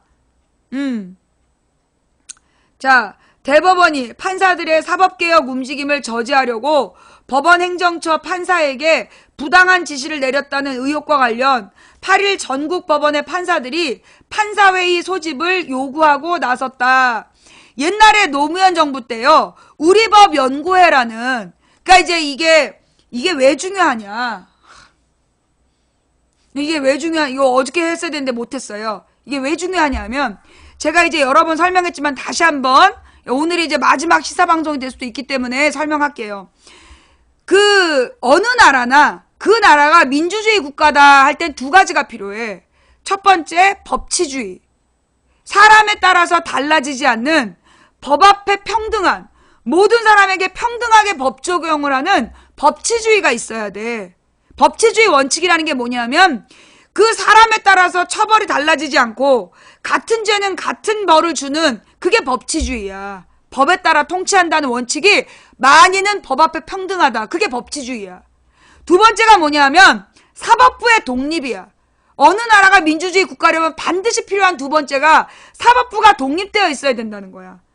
우리가 의원 내각제하고 대통령제 들어봤죠. 모든 민주주의 국가들이 대부분 두 가지 체제를 갖고 있어. 하나가 의원 내각제고 하나가 대통령제도야.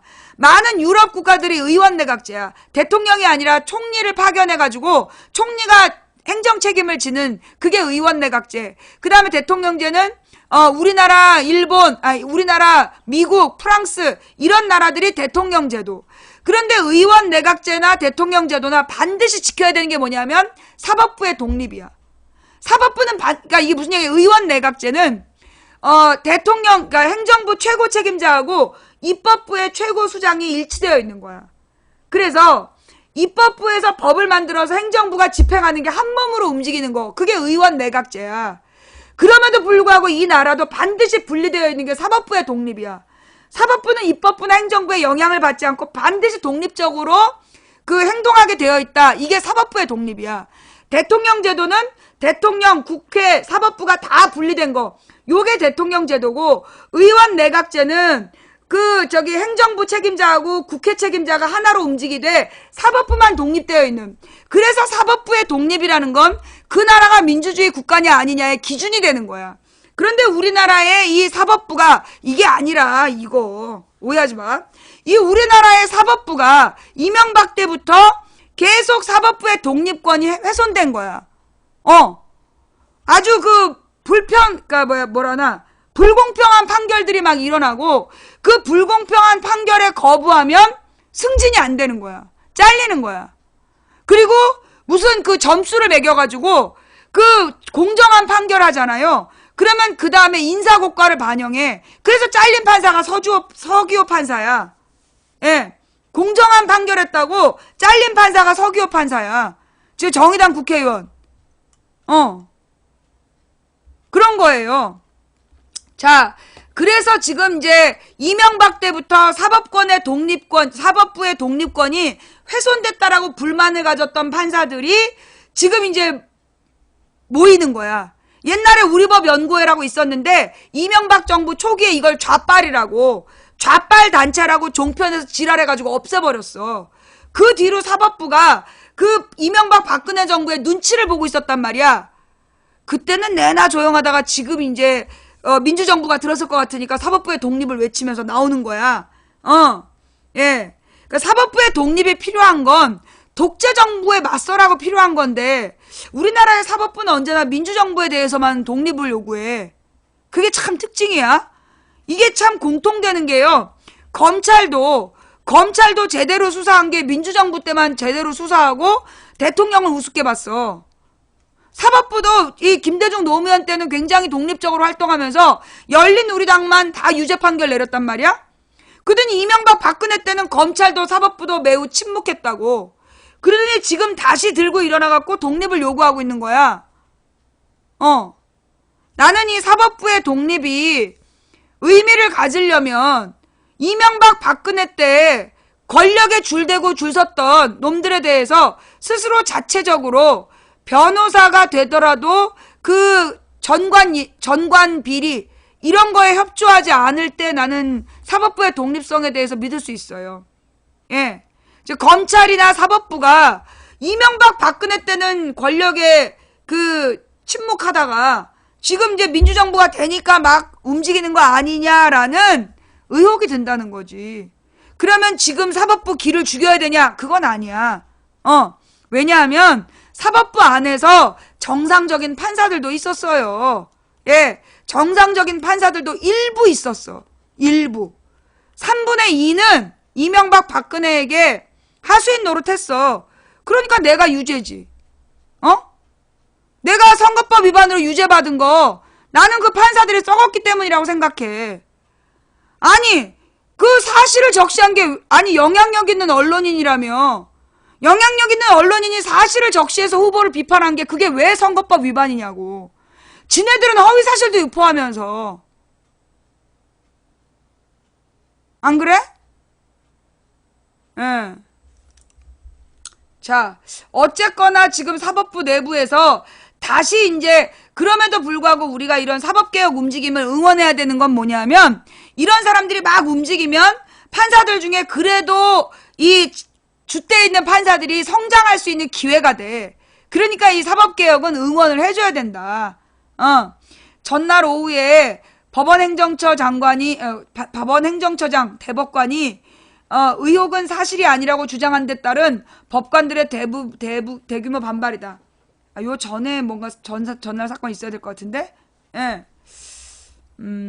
판사 5분의 1 이상이 요구할 때 열리는 판사회의는 법원 내에서 판사들이 의견을 개진하는 공식적인 제도로 과거 사법파동이 있을 때마다 핵심적인 역할을 했다. 이번 사태가 6차 사법파동으로 확산될 조짐을 보이고 있다. 서울 동부지방법원, 서울 서부지방법원, 인천지방법원 등 수도권 법원의 판사들은 이번 사태와 관련해 부장판사와 단독판사회의 이러면서 이제 지금 문제를 일으키는데 요 전 사건, 어저께 사건 있어야 될 것 같은데? 예, 이게 지금 어제 뉴스에 연속해서 나온 거라 요거 전 뉴스가 있어야 될 것 같아. 예. 어제 이제 법원행정처에서 부당한 인사가 있었어요. 예. 어제 법원행정처에서 부당한 인사 조치가 있었는데 그 사람이 대법원을 비판했다는 거야. 대법원을 비판했었던 사람이라서 부당한 인사 조치가 이루어진 거 아니냐 이런 의혹이 어저께 나왔어. 근데 어제 그 대법관이 고머식이라는 대법관이 사실이 아니라고 밝힌 거에 대해서 지금 전체 판사회의를 열어서 문제를 삼겠다라고 얘기하고 있는 거라고. 예. 기본권 침해 전국 판사들 강력 항의. 그래, 이게 먼저 나온 뉴스죠. 이게 어제 뉴스야, 어제.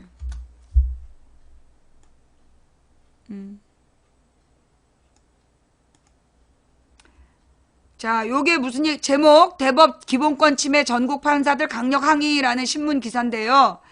법원행정처에서 지난달 돌연 연구회 복수 가입되는 나중 가입단체를 강제 탈퇴해야 된다는 공지를 내렸어. 법원행정처가 지난달에 갑자기 그러면서 연구회를 어떤 연구회에 가입하는 걸 복수로 가입하면 안 된다라는 공지를 내렸는데 이게 기본권 침해다.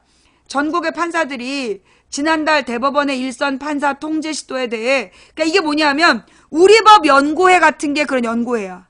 그러니까 우리법 연구회처럼 각자 이 법 해석에 대해서 스스로 연구하는 연구회에 가입하겠다 그랬더니 나중에 가입한 진보적인 연구회는 강제로 탈퇴시키겠다는 공지를 내린 거야. 그러니까 지금 전국의 판사들이 이거는 일선 판사를 통제하려는 시도다. 그러면서 헌법상 기본권을 앞세우며 법원 내부 게시판에 항의글을 올리는 등 강력히 반발했던 것으로 드러났다. 그래갖고 반발했던 판사가 부당한 인사조치를 당한 거야.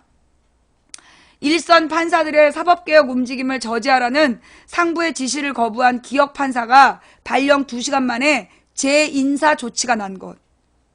뭐요?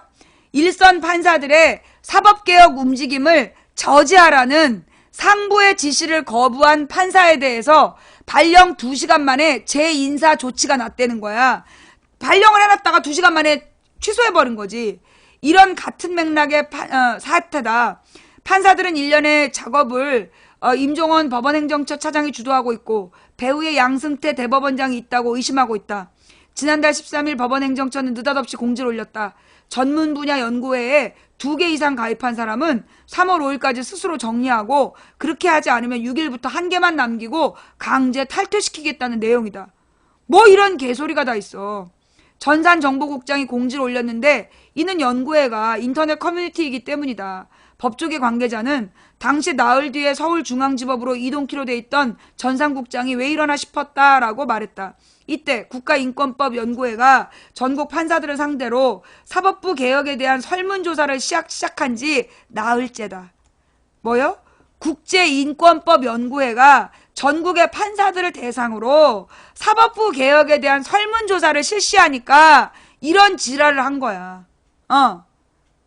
또 임 차장이 법원행정처 심의관으로 발령된 기억 판사에게 설문조사의 영향력 축소를 지시를 했는데 이걸 이제 이 판사가 말 안 들은 거지.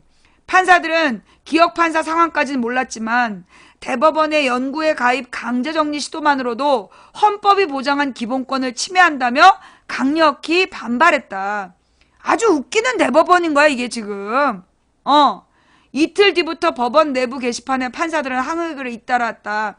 이들은 법원 행정처가 결사의 자유, 즉 헌법 21조와 학문의 자유, 헌법 22조를 침해하지 말라고 했다. 한 판사는 항의글에서 법관의 연구활동은 개인의 학문과 결사의 자유를 넘어 대국민 사법 서비스 차원에서라도 적극 장려돼야 한다고 호소했다. 당연하죠. 그죠? 그리고 결사 학문의 자유 기본권은 타인의 기본권을 침해할 가능성이 적어 고도로 보장되어야 된다. 그런데 이걸 지금 강제 탈퇴시킨다는 거야. 미친 거죠. 그만큼 이명박 박근혜 정부 들어서서 사법부가 썩어 있었다는 얘기야. 대법원이 썩어 있었다는 얘기야. 왜 이렇게 대법원이 썩었냐 하면 이게 보통 대법원의 임기가 5년 정도 돼요. 근데 이명박 박근혜가 10년을 했잖아.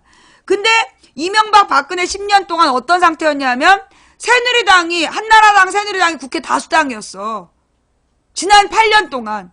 작년 4월 이전에 지난 8년 동안이요. 한나라당이 다수당이야. 대통령은 이명박 박근혜야. 그러니까 대통령이 3명, 국회에서 3명, 그 다음에 사법부에서 3명. 그러면 6명이 꼴통들이었던 거야. 6명이 꼴통들이라서 지금 대법원이 저 지경이 되어 있었던 거예요. 사법부가 그래서 이렇게 부패해 있었던 거야. 그래서 우리 국민의 기본권 보장을 사법부가 못했던 거예요. 그래서 망치 부인이 계속 사법부의 독립을 주장하면서 사법부를 개혁하려면 누구를? 대법원장을 직선제로 뽑아야 된다. 대법원장을 직선제로 뽑아야 돼. 그런데 우리 국민들이 판사를 모르잖아요. 그죠? 그래서 대법원장은 전국의 판사들이 직선제로 뽑아야 된다. 검찰총장은 전국의 검사들이 직선제로 뽑고 대법원장은 전국의 판사들이 직선제로 뽑아야 된다. 그래야 그러니까 대법관도 난 마찬가지라고 봐. 지금처럼 국회에서 3명, 대통령이 3명 이러면 안 되고 내가 볼 때 대법관은 사법부에서 독립적으로 나는 구성해야 된다고 봐. 판사들이 투표해갖고 상위 9명을 대법관으로 인정하고 최고 득점자를 대법원장으로 해야 된다. 판사들끼리 직선제를 해서. 그러면 이제 이 일선 판사들이, 그러니까 대법원에서 일선 판사들의 눈치를 봐야 되고 그들의 자발적인 노력들을 보장해 줄 수밖에 없다는 거죠. 내가 이제 우리나라의 헌법을 바꿔야 되는 방향이 대통령은 4년 중임제로 가자. 한 번 더 할 수 있는 기회를 주고 그래야 그게 왜 필요하냐. 지금처럼 5년 단임제면 이명박이나 박근혜처럼 먹튀. 한 번에 먹고 튀려고 그러니까 4년 중임제를 해놔야 적어도 4년은 잘해야 다음에 또 할 거 아니야. 그러면 4년 동안은 잘한다는 거지. 그래서 4년 중임제로 가야 된다라는 주장이고, 또 4년 만에 자를 수 있다는 거야. 그래서 4년 중임제를 요구하는 거고요. 그 다음에 두 번째로는 뭐가 필요하냐? 국회의원의 숫자를 늘려야 된다.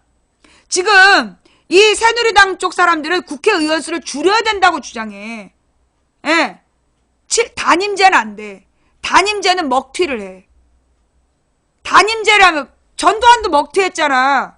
예. 단임제라면 먹튀를 하기 때문에 중임제를 해야 된다니까. 그래야 4년은 잘해. 예. 그리고 이제 국회의원 숫자를 늘려야 로비를 못 한다는 거야. 국회의원 숫자는 늘리고 그 다음에 비서들의 숫자는 줄이고, 지금처럼 300명에다 10명씩 주는 게 아니라 1500명으로 늘리고 비서관 1명씩만. 여러분 지금 국회의원 300명이에요. 그 300명의 비서들이 10명이야. 그러면 3000명의 월급을 우리 돈으로 주고 있어. 그러면 그 같은 돈으로 국회의원을 1500명 뽑고 비서들을 1명씩 딸려주면, 그러면 이 1500명이 각자 움직이는 거야. 그러면 이 1500명을 재벌들이 로비할 수가 없어요. 우리나라 국민 숫자에 맞는 국회의원 숫자가 1500이래. 지금 한 명이 10명의 비서를 두는 이유가 감시해야 될 기관이 너무 많기 때문인데, 10명이 그러면 다 일을 하냐? 아니야. 국회의원의 10명의 비서 중에 윗대가리 높은 것들 5개는 뭐하고 다니냐면 줄 서고 다녀. 국회의원 줄 서고 다니고, 막 정보를 얻으러 다니고, 술 먹고, 기자들이랑 술 먹고 이러고 다닌단 말이야. 그러다 보니까, 그래서 모든 거는 그 보좌관들이 술 얻어먹고, 한 명의 국회의원들한테 뇌물로 들어가는 거야. 잘못된 판단을 하게 하는 거죠. 그래서 차라리 국회의원을 1500으로 늘리고, 보좌관들을 1명씩만 붙여주는 거야. 1명씩만 붙여주고, 운전도 네가 해라. 아니 지금 서울시의원들 보좌관 1명 붙여주고요. 기사도 안 대주는데 일 잘해요. 광역단체 의원들 일 잘한다니까? 그런 것처럼 국회의원들도 그렇게 해야 돼. 그래서 특권을 없애야 돼. 특권을 없애고, 그리고 이 1500명이 되면 이 사람들이 각각 그 기관들에 대해서 섬세하게 들여다보고 감시할 수 있다는 거죠. 그러니까 국정감사가 잘 된다는 거지. 그게 방향이에요. 그러니까 대통령은 4년 중임제로 간다. 그 다음에 국회는 1500명으로 인원을 늘려야 되고, 보좌관의 숫자는 1명씩으로 줄여야 된다. 똑똑한 보좌관들은 국회의원 출마하면 되는 거야. 뭘 이렇게 당황해. 그리고 사법부는 판사들이 대법원장을 직선제로 뽑아야 된다. 그리고 검찰청장을 검사들이 직선제로 뽑아야 된다. 그래야 정부의 지시에 따라 권력의 개가 되지 않는 거야, 검찰청장이. 그리고 국회 산하에 고위공직자 비리 수사처를 두고, 그래서 검사들을 감시하는 기구를 둬야 되는 거야. 일단 검찰청장을 검사 직선제로 뽑으면 그러니까 위에서 찍어 누르는 게 아니라 밑에 검사들의 입장을 봐야 되기 때문에 일단 검찰의 독립성이 보장이 돼. 그럼에도 불구하고 검사들끼리 지네들이 서로 봐줄 수 있잖아. 그러니까 고위공직자 비리 수사처를 만들어서 검사나 행정부 중앙을 감시하는 거야. 그렇게 하면 보다 더 깨끗한 정치가 되고, 그 다음에 판사들에 대한 모든 인사권은 사법부에서 알아서 해야 되고, 그래서 판사들이 투표해서 대법원장을 뽑아야 된다. 그 다음 전관 비리를 없애야 되는데, 무슨 얘기냐? 부장 판사나 부장 검사는 변호사 개업을 막아야 된다. 개업을 하더라도 5년에서 10년 지난 다음에 개업하게 해야 돼. 그러면 당장 실업자가 되기 때문에 그 부장 판사나 부장 검사가 변호사 개업을 안 해요. 이 전관 비리를 없애려면, 전관 예우라고 하지 마. 전관 비리야. 이 전관 비리가 왜 나오냐? 부장 판사가 되려고 막 똥꼬 빨아가지고 된 다음에 딱 변호사가 되잖아. 그럼 부장 판사 출신이기 때문에 부장 판사 출신 변호사가 변호사로 이름을 올리면 무조건 다 편들어줘. 요게 판사들의 비리야. 요 전관 비리를 없애야 된다고. 그러려면 어떻게 되냐? 부장판사나 부장검사들은 10년 동안 변호사 개업을 못하는 법을 만들어야 돼. 그러면 10년 동안 손가락 빨아야 되니까 감히 그만두지 못하고 명예롭게 부장판사나 부장검사로 명예퇴직한다는 거지. 예. 알아듣겠어요? 네. 우리가 이제 그런 방향으로 이제 나중에 개헌 얘기가 나오면 나는 이제 그 방향의 개헌을 요구할 거야. 예. 자, 그래서 지금 이제 이 사법부의 내부에서 지금 이 판사들의 그 사법개혁 움직임은 굉장히 긍정적이다. 이게 김대중 노무현 때는 사법부가 독립되어 있었어. 한마디로 대통령 눈치를 안 봤지. 그랬더니만 그 여당 유죄, 야당 무죄. 그건 난 공정한 판결이 아니었다고 봐. 예. 예, 그래서 지금 이제 판사 130명이 진상규명 청원을 하고 있는데 응원을 보내면서 사법부의 독립은 공정해야 된다. 공정한 판결을 위한 사법부의 독립이어야 한다. 예. 그래서 사법부의 자체 개혁 움직임이 어떤 분위기를, 어떤 결론을 내는지, 어떻게 발전되어 가는지 우리가 관심을 갖고 지켜보자. 자, 오늘 방송 여기까지. 예, 오늘 하고자 한 얘기는 여기까지예요. 자, 여러분, 제가 내일은요, 내일 오전 10시에 방송할 거예요. 예, 내일 오전 그 10시에 방송을 해서 먼저 앞풀이를 하고 그 다음에 11시부터 탄핵 심판의 결과를 같이 지켜볼 거예요. 그래서 파면이 결정되든 기각이 결정되든 그 결과와 앞으로 향후의 전망에 대해서 이야기를 할 건데요. 여러분, 내일 만약에 탄핵이 인용되면 절대 대통령 선거에 대해서 언급하면 안 돼. 대통령 선거에 대해서 언급하는 순간 내가 거기에 응답하면 난 선거법 위반이 돼. 그러니까 우리 매니저님들 내일 좀 긴장해 주시고요. 내일 대선 후보 얘기하는 사람은 무조건 다 강퇴. 예. 내일 그 탄핵 심판 결과 이후에 대선 후보에 대해서 얘기하면 무조건 강퇴. 예. 그리고 이제 탄핵 심판 이후의 방향에 대해서 얘기를 할 거고요. 그다음 그 박사모들이 난동을 안 피운다면 저는 좀 잠수를 탈게요. 왜냐하면 제가 너무나 나댄다라고 보일 수 있기 때문에 만약에 탄핵이 인용되고 박사모가 난동을 피우지 않는다면 제가 당분간 좀 근신을 하면서 나는 그동안 잘못한 게 없는지 되돌아보는 한 2주일을 가질 거예요. 예. 그리고 나서 한 2주가 지난 뒤에 돌아오는 걸로 하고, 만약에 기각이 되면, 당장 이제 사태가 심각해지겠죠? 예, 사태 수습을 해야 되니까, 그러면 이제 근신은 없었던 일로, 투쟁 2기가 되는 거죠? 예. 자, 내일 어떤 결과가 나올지 두고 봅시다. 예, 내 휴가 갈 것 같죠? 휴가 가야죠? 예. 내일 탄핵 인용하고, 망치부인 휴가 보내자. 자, 그래서, 내일 아침 10시에요. 내일은 아침 10시부터 낮에 2시까지만 방송할 거야. 내일 낮 2시까지만. 만약에 탄핵이 기각되면 계속 방송하는 거고, 탄핵이 인용되면 2시에 끝. 그리고 재방송 여부는 그날 방송 내용에 선거법 위반을 했나 안 했나 보고 재방송을 하고, 아니면 재방송도 없을 수 있어요. 예. 자, 그러니까 내일은 와가지고 그 물타기 하는 놈들 없도록 매니저님들 좀 긴장해 주시고요. 부탁 좀 드릴게요. 예, 내일은 좀 방 관리를 좀 신경 써 주세요. 예. 네, 거기 귀요미님 그쪽은 중계반이에요. 네. 기각되면 단두대에 서라. 여잔지 남잔지 모르겠지만 누가 단두대에 서야 돼? 박근혜? 하긴 박근혜가 남잔지 여잔지 늘 궁금했어. 그죠? 자, 아니면 너? 네가 단두대에 쓸래? 구경해보자. 성능이 잘 되나? 자, 좌우지간요. 제가 부탁드리고 싶은 건 오늘 촛불 가고 내일도 이제 촛불이 가는데 제가 좀 걱정되는 게 뭐냐 하면 지금 촛불들이 내일 만약에 기각된다면 받아들일 수 없다. 이제 그렇게 얘기를 하잖아요. 수용할 수 없다. 그러면 여러분, 박근혜 지지자들이 탄핵 파면을 받아들일 수 없다고 뭐가 다르죠? 헌재 결과에 대해서, 헌재의 결론에 대해서 우리가 수용할 수 없다 이러면서 밀란을 일으킨다면 박근혜네 그 무식한 애들하고 뭐가 달라?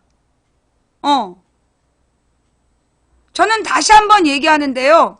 나는 결과가 기각으로 나오든 박근혜 파면으로 나오든 모두가 수용해야 된다. 그게 민주주의의 기본이다. 예. 그 다음에 개헌 과정에서 어차피 만약에 기각이 되면 개헌으로 우리는 집중할 수밖에 없어. 우리가 이제 만약에 탄핵이 기각되면 대선은 물 건너가기 때문에 우리가 개헌론에 집중할 수밖에 없단 말이에요. 그러면 이제 개헌의 방향을 이야기할 때 헌재를 없애는 방향으로 우리가 논의를 해가면 되는 거야. 그러니까 밀란을 일으킬 필요가 없다고. 기각되면 개헌에 집중하면서 헌재를 없애는 쪽으로 우리가 가면 되는 거라서, 예. 그러니까 우리가 기각되면 밀란을 일으키겠다라고 얘기하는 사람들이 나는 자중해야 된다고 봐. 중요한 얘기예요. 왜냐하면 지금 받아들일 수 없다 이러면서 밀란을 일으키겠다, 횃불을 들겠다. 당신들 때문에 박근혜 지지자들이 저 지랄 연병을 하는 거야. 이 헌재 결정을 수용할 수 없다라고 얘기하기 때문에 박근혜 지지자들도 지랄하는 거라니까. 그러니까 우리가 박근혜 지지자들을 사법적으로 처벌하려면 지금의 구조상 헌재의 결정을 우리는 수용할 수밖에 없는 거예요. 무슨 얘기인지 알아요? 예. 지금의 구조상 우리는 헌재의 결론을 수용할 수밖에 없어. 그게 민주주의야. 법에 따르는 거. 우리는 철저히 합법적이고 평화적으로 법에 따르는 거야. 다만 다음번 개헌할 때 국민의 손으로 헌재를 없애는 방향을 요구해야 되는 거죠. 헌법재판소가요, 원래 처음부터 있었던 거 아니에요. 87년 이후에 처음 생긴 거야. 그 전에 없었어. 그러니까 그 전으로 돌리면 돼. 만약에 헌재에서 이런 죄를 저질렀는데 기각을 시켰다면, 그래, 박근혜 돌아와라. 돌아와서 직무 수행하고 보복을 하든 어쨌든 어쩔 수 없는 거야. 그게 민주주의야. 그게 민주주의야. 그리고 나서 다음번 개헌을 할 때 고쳐야 될 부분으로 헌재를 없애는 거죠. 통진당이 아무리 미워도 국민 10%가 투표한 정당을 증거도 없이 해산시키고 죄가 분명한 박근혜를 탄핵 기각했다면 그런 판단을 하는 헌법재판소라면 필요 없다는 거야. 국민의 기본권을 지켜주지 않는 거니까. 그러니까 이 헌재를 그때는 없애버리는 방향으로 개헌으로 해결하면 되는 거지. 우리가 죽창 들고 밀란하고 그러면 안 된다는 거지. 예. 잠깐만요. 논리가 무슨 뜻인지는 알고 떠들어? 무슨 얘기인지 알겠어요? 예. 우리가 요구하는 건 어떤 결론이 나오든 그게 기각이든 파면이든 그 결과를 수용하겠다. 대신 아무리 내가 통합진보당이 꼴보기 싫어도 국민 10%가 선택한 정당을 내란 음모를 저질렀다는 명확한 근거도 없이 해산시킨 거는, 이거는 헌재가 역할을 못한 거야. 기본권 보장을 못한 거야. 그런데다가 박근혜의 죄는 너무나 명백한데 박근혜를 탄핵시키지 않는다라면 그 또한 헌재의 존재의 의미가 없는 거야. 그럼 우리가 개헌을 통해서 자기 역할을 못하는 헌재를 우리는 목격했기 때문에 없애버리는 방향으로 가면 되는 거지. 우리가 왜 물리적인 충돌을 준비하냐고. 이거를 지금 물리적인 새싸움으로 몰아가는 사람들이 있는데 나는 거기 반대예요. 예. 저는요, 이 탄핵 선고 결정을 내리기로 했다는 거, 거기까지 우리가 할 일을 했다고 봐. 지금 시스템상은 내일 헌재의 결정을 수용할 수밖에 없어. 우리 마음에 안 들어도 수용을 할 수밖에 없는 거야. 그리고 나서 우리가 민주적인 절차를 밟아서 헌재를 없애는 방향으로 가면 되는 거지. 우리가 무식한 박근혜 지지자도 아니고 밀란을 일으키겠다 그러면 안 되죠. 그죠? 그건 박근혜 지지자들이 하는 소리야. 그러니까 마찬가지로 박근혜 지지자들이 헌재의 결과를 수용하지 못하겠다고 지랄을 하면 법적인 절차에 따라 처벌을 요구해야 돼. 근데 여러분이 옆에서 똑같이 그러고 있다. 그러면 우리가 어떻게 법적 처벌을 요구할 명분이 있겠어? 무슨 얘기인지 알겠죠? 따라서 오늘과 내일 헌재 앞에 가시는 분들께 부탁드리는 건 절대 물리적으로 충돌하지 말고 여러분이 외쳐야 되는 건 헌재 결과를 수용하겠다는 거야. 수용해야 된다는 거야. 다만 우리의 요구는 탄핵 인용이다. 파면이다. 그런데 어떤 결과가 나오든 우린 수용하겠다. 라고 외쳐야 우리가 이기는 거야. 무슨 얘기인지 알겠어요? 박근혜 파면을 외치는 사람들이 우리가 원하는 건 박근혜 파면이다. 그러나 기각되더라도 수용하겠다. 이해가 되세요? 예. 우리는 박근혜 탄핵을 원해. 파면을 원해. 탄핵안이 인용돼야 돼. 그러나 결과가 어떻게 나오든 헌재의 결과는 수용하겠다. 그래야 우리가 수용하지 않고 버티겠다는 저놈들을 사법적으로 처리할 명분이 생기는 거예요. 우리는 결과적으로 수용했어. 그러면 쟤네들을 사법적으로 처벌할 명분을 가지고 쟤네들을 고소고발해야 될 거 아니야. 그치? 망치부인 말에 동의하셔요? 망치부인 말이 틀렸어요? 잘못됐어요? 동의하시는 분 손, 반대하시는 분은 반대의 이유를 써주세요. 망치부인 말에 동의하시면 손, 반대하시는 분들은 반대의 이유를 써주세요.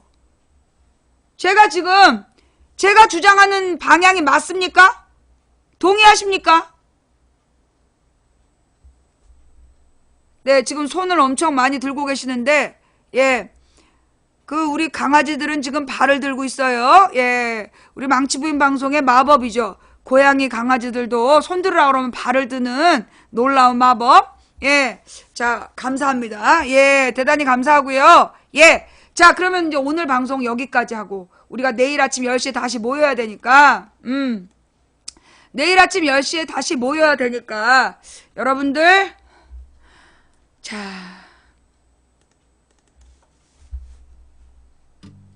오늘 방송 어떻게 보셨어요? 볼만 하셨나요? 볼만 하셨다라면 업 눌러주시고요. 자, 마음에 안 드셨으면 내일 안 오셔도 되고요. 우리는 내일 아침 10시에 모여서 탄핵 선고를 같이 볼 건데 화면은 아니고 소리만. 화면은 저작권 때문에 같이 못 보고 소리만 같이 듣다가 그 결과에 대해서 해설하는 방송을 한 1시간 정도? 1시간에서 2시간 정도 하고 내일 방송은 2시 전에 끝날 것 같아요. 인용되면 2시 전에, 기각되면 어떻게 될지 몰라요. 예. 자, 오늘 제가 쭉 방송 시작하면서 우리 방송이 지난 10년을 돌아봤고, 그리고 여러분이 지난 6개월 동안에 이뤄내신 대대적인 그 놀라운 기적의 역사를 한번 되짚어 봤습니다. 어떤 사람은 그게 망치부인의 공이라고 얘기한 사람이 있는데 그건 분명히 틀린 얘기예요. 여러분이 11월에 기적을 이루어낸 건 여러분의 손으로 하신 거지 저는 아무것도 한 게 없어요. 저는 그냥 빈 주둥이로 떠들기만 했을 뿐이고 실제로 그 아름다운 평화 집회를 만들어내고 굽이굽이 어려운 순간에 지혜롭게 마음을 모아준 건 여러분이었어요. 우리 방의 시청자들이 마음을 모으면 정말로 모든 대우가 같은 방향으로 가줬어요. 그래서 우리는 오늘 여기까지 왔습니다. 여러분께 마지막으로 방송 부탁드리는 건 내일 어떤 결과가 나오든 민주적으로 수용하고 그 다음 단계를 밟아가자. 내일 우리가 어떤 어려움을 겪게 되더라도 우리는 함께 극복해 갈 것이다. 그리고 만약 내일 우리가 바라는 결과가 나온다면 그때 우리가 가져야 될 자세는 겸손함이에요. 승자의 겸손함이 없다면 그 승자는 곧바로 적이 돼요. 여러분이 정말 새로운 나라를 만들고 싶다면 내일 만약에 탄핵이 인용된 다음에 잘난 척하면 안 돼요. 최대한 낮아지고 최대한 엎드려서 국민의 목소리를 들으려고 할 때, 나와 다른 상대방을 위로할 줄 알 때 그때 우리나라가 통합되고 하나로 모아져서 새로운 미래로 나아가는 거지. 이 새끼들 잘됐다, 너희들 일로 와봐, 너 죽었어, 이런 식으로 복수하려고 한다면 우리는 아무것도 얻을 수 없다. 무슨 얘기냐? 아까 누구는 사법적인 처벌을 하라며 마이크를 잡고 선동한 자들은 저는 처벌받아야 된다고 봐요. 피를 부르고 불법적인 주장을 했던 사람들은 모두 사법 처리가 돼야 된다. 그러나 단순 가담자들까지 씨를 말리겠다. 그러면 그건 이승만이 한 짓이고 박정희 전두환이 한 짓이다. 단순 가담자들은 우리가 포용해주고, 잘못을 시인하는 사람들은 포용해주고, 앞서서 잘못된 방향으로 이끌었던 자들에 대해서 명백한 법적 처벌을 물으려면 우리부터 민주적이어야 된다. 우리부터 인권을 지켜야 된다. 그래야 우리가 길을 잃지 않는다. 그러면 내일 탄핵이 인용되면 모든 일이 다 끝나나요? 아니요. 그 뒤가 더 어려울 겁니다. 여러분의 더 뜨거운 지혜가 필요할 거예요. 더 치열한 고민이 필요할 거예요. 더 강력한 노력이 필요할 거예요. 왜냐하면 민주주의는 아주 무거운 짐을 밀면서 올라가는 오르막길이기 때문에, 멈출 수 없기 때문에. 그래서 우리가 가는 길은 힘든 일이에요.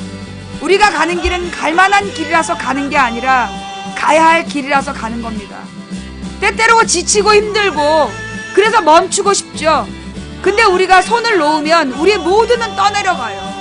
그러니까 우리가 멈추더라도 다 같이 어깨에 어깨를 붙들고 이 무거운 짐이 떠내려가지 않도록 우리는 그렇게 버텨야 되는 거예요.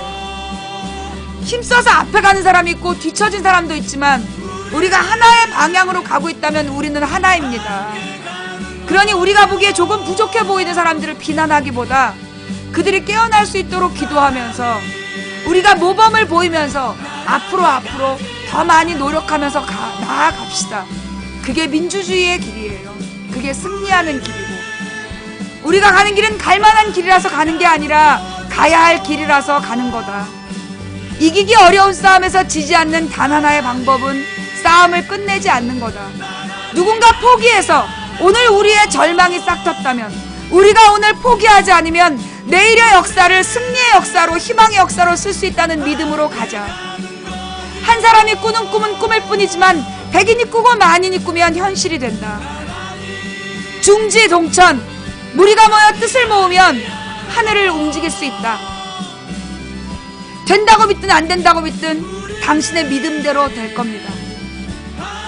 지금까지 도봉구 창동나는 불량주부 망치부인이 보내드린 생방송 시사수다방이었고요. 내일 좋은 결과가 나와서 망치부인의 시사수다방이 내일로 시즌 10이 마무리되고, 그리고 2주 뒤에 시즌 11으로 돌아오고 싶습니다. 그러나 어떤 결과가 오든 그게 하나님의 뜻이라고 받아들이고 제 뜻대로 하지 마옵시고 하나님의 뜻대로 되기를 바라면서 오늘 방송 마무리할게요. 내일 아침 10시에 모여서 1부터 10일까지의 기적을 함께 목격합시다. 예, 자, 내일 볼 때까지 건강하시고요. 업해주신 6,823분께 감사드리고, 꿀잼 해주신 모든 분들께 감사드리고, 오늘 후원해주신 분 한 분 한 분 감사 인사 못 드려서 죄송하고, 그거 싫으면 후원 안 하셔도 되고, 그럼에도 불구하고 후원해주신 분들 덕분에 오늘도 당당히 방송할 수 있었습니다. 자, 다음 방송은 내일 오전 10시. 이 방송 녹음 녹화 떠서 유튜브와 팟캐스트에 올려주시는 허락된 업로더님들께 감사드리고요. 매니저님들 수고하셨습니다. 후원 못했다고 미안해하지 마세요. 생방송 처음부터 끝까지 지켜주신 여러분이 진정한 후원자입니다. 감사합니다. 내일 오전 10시에 만나요.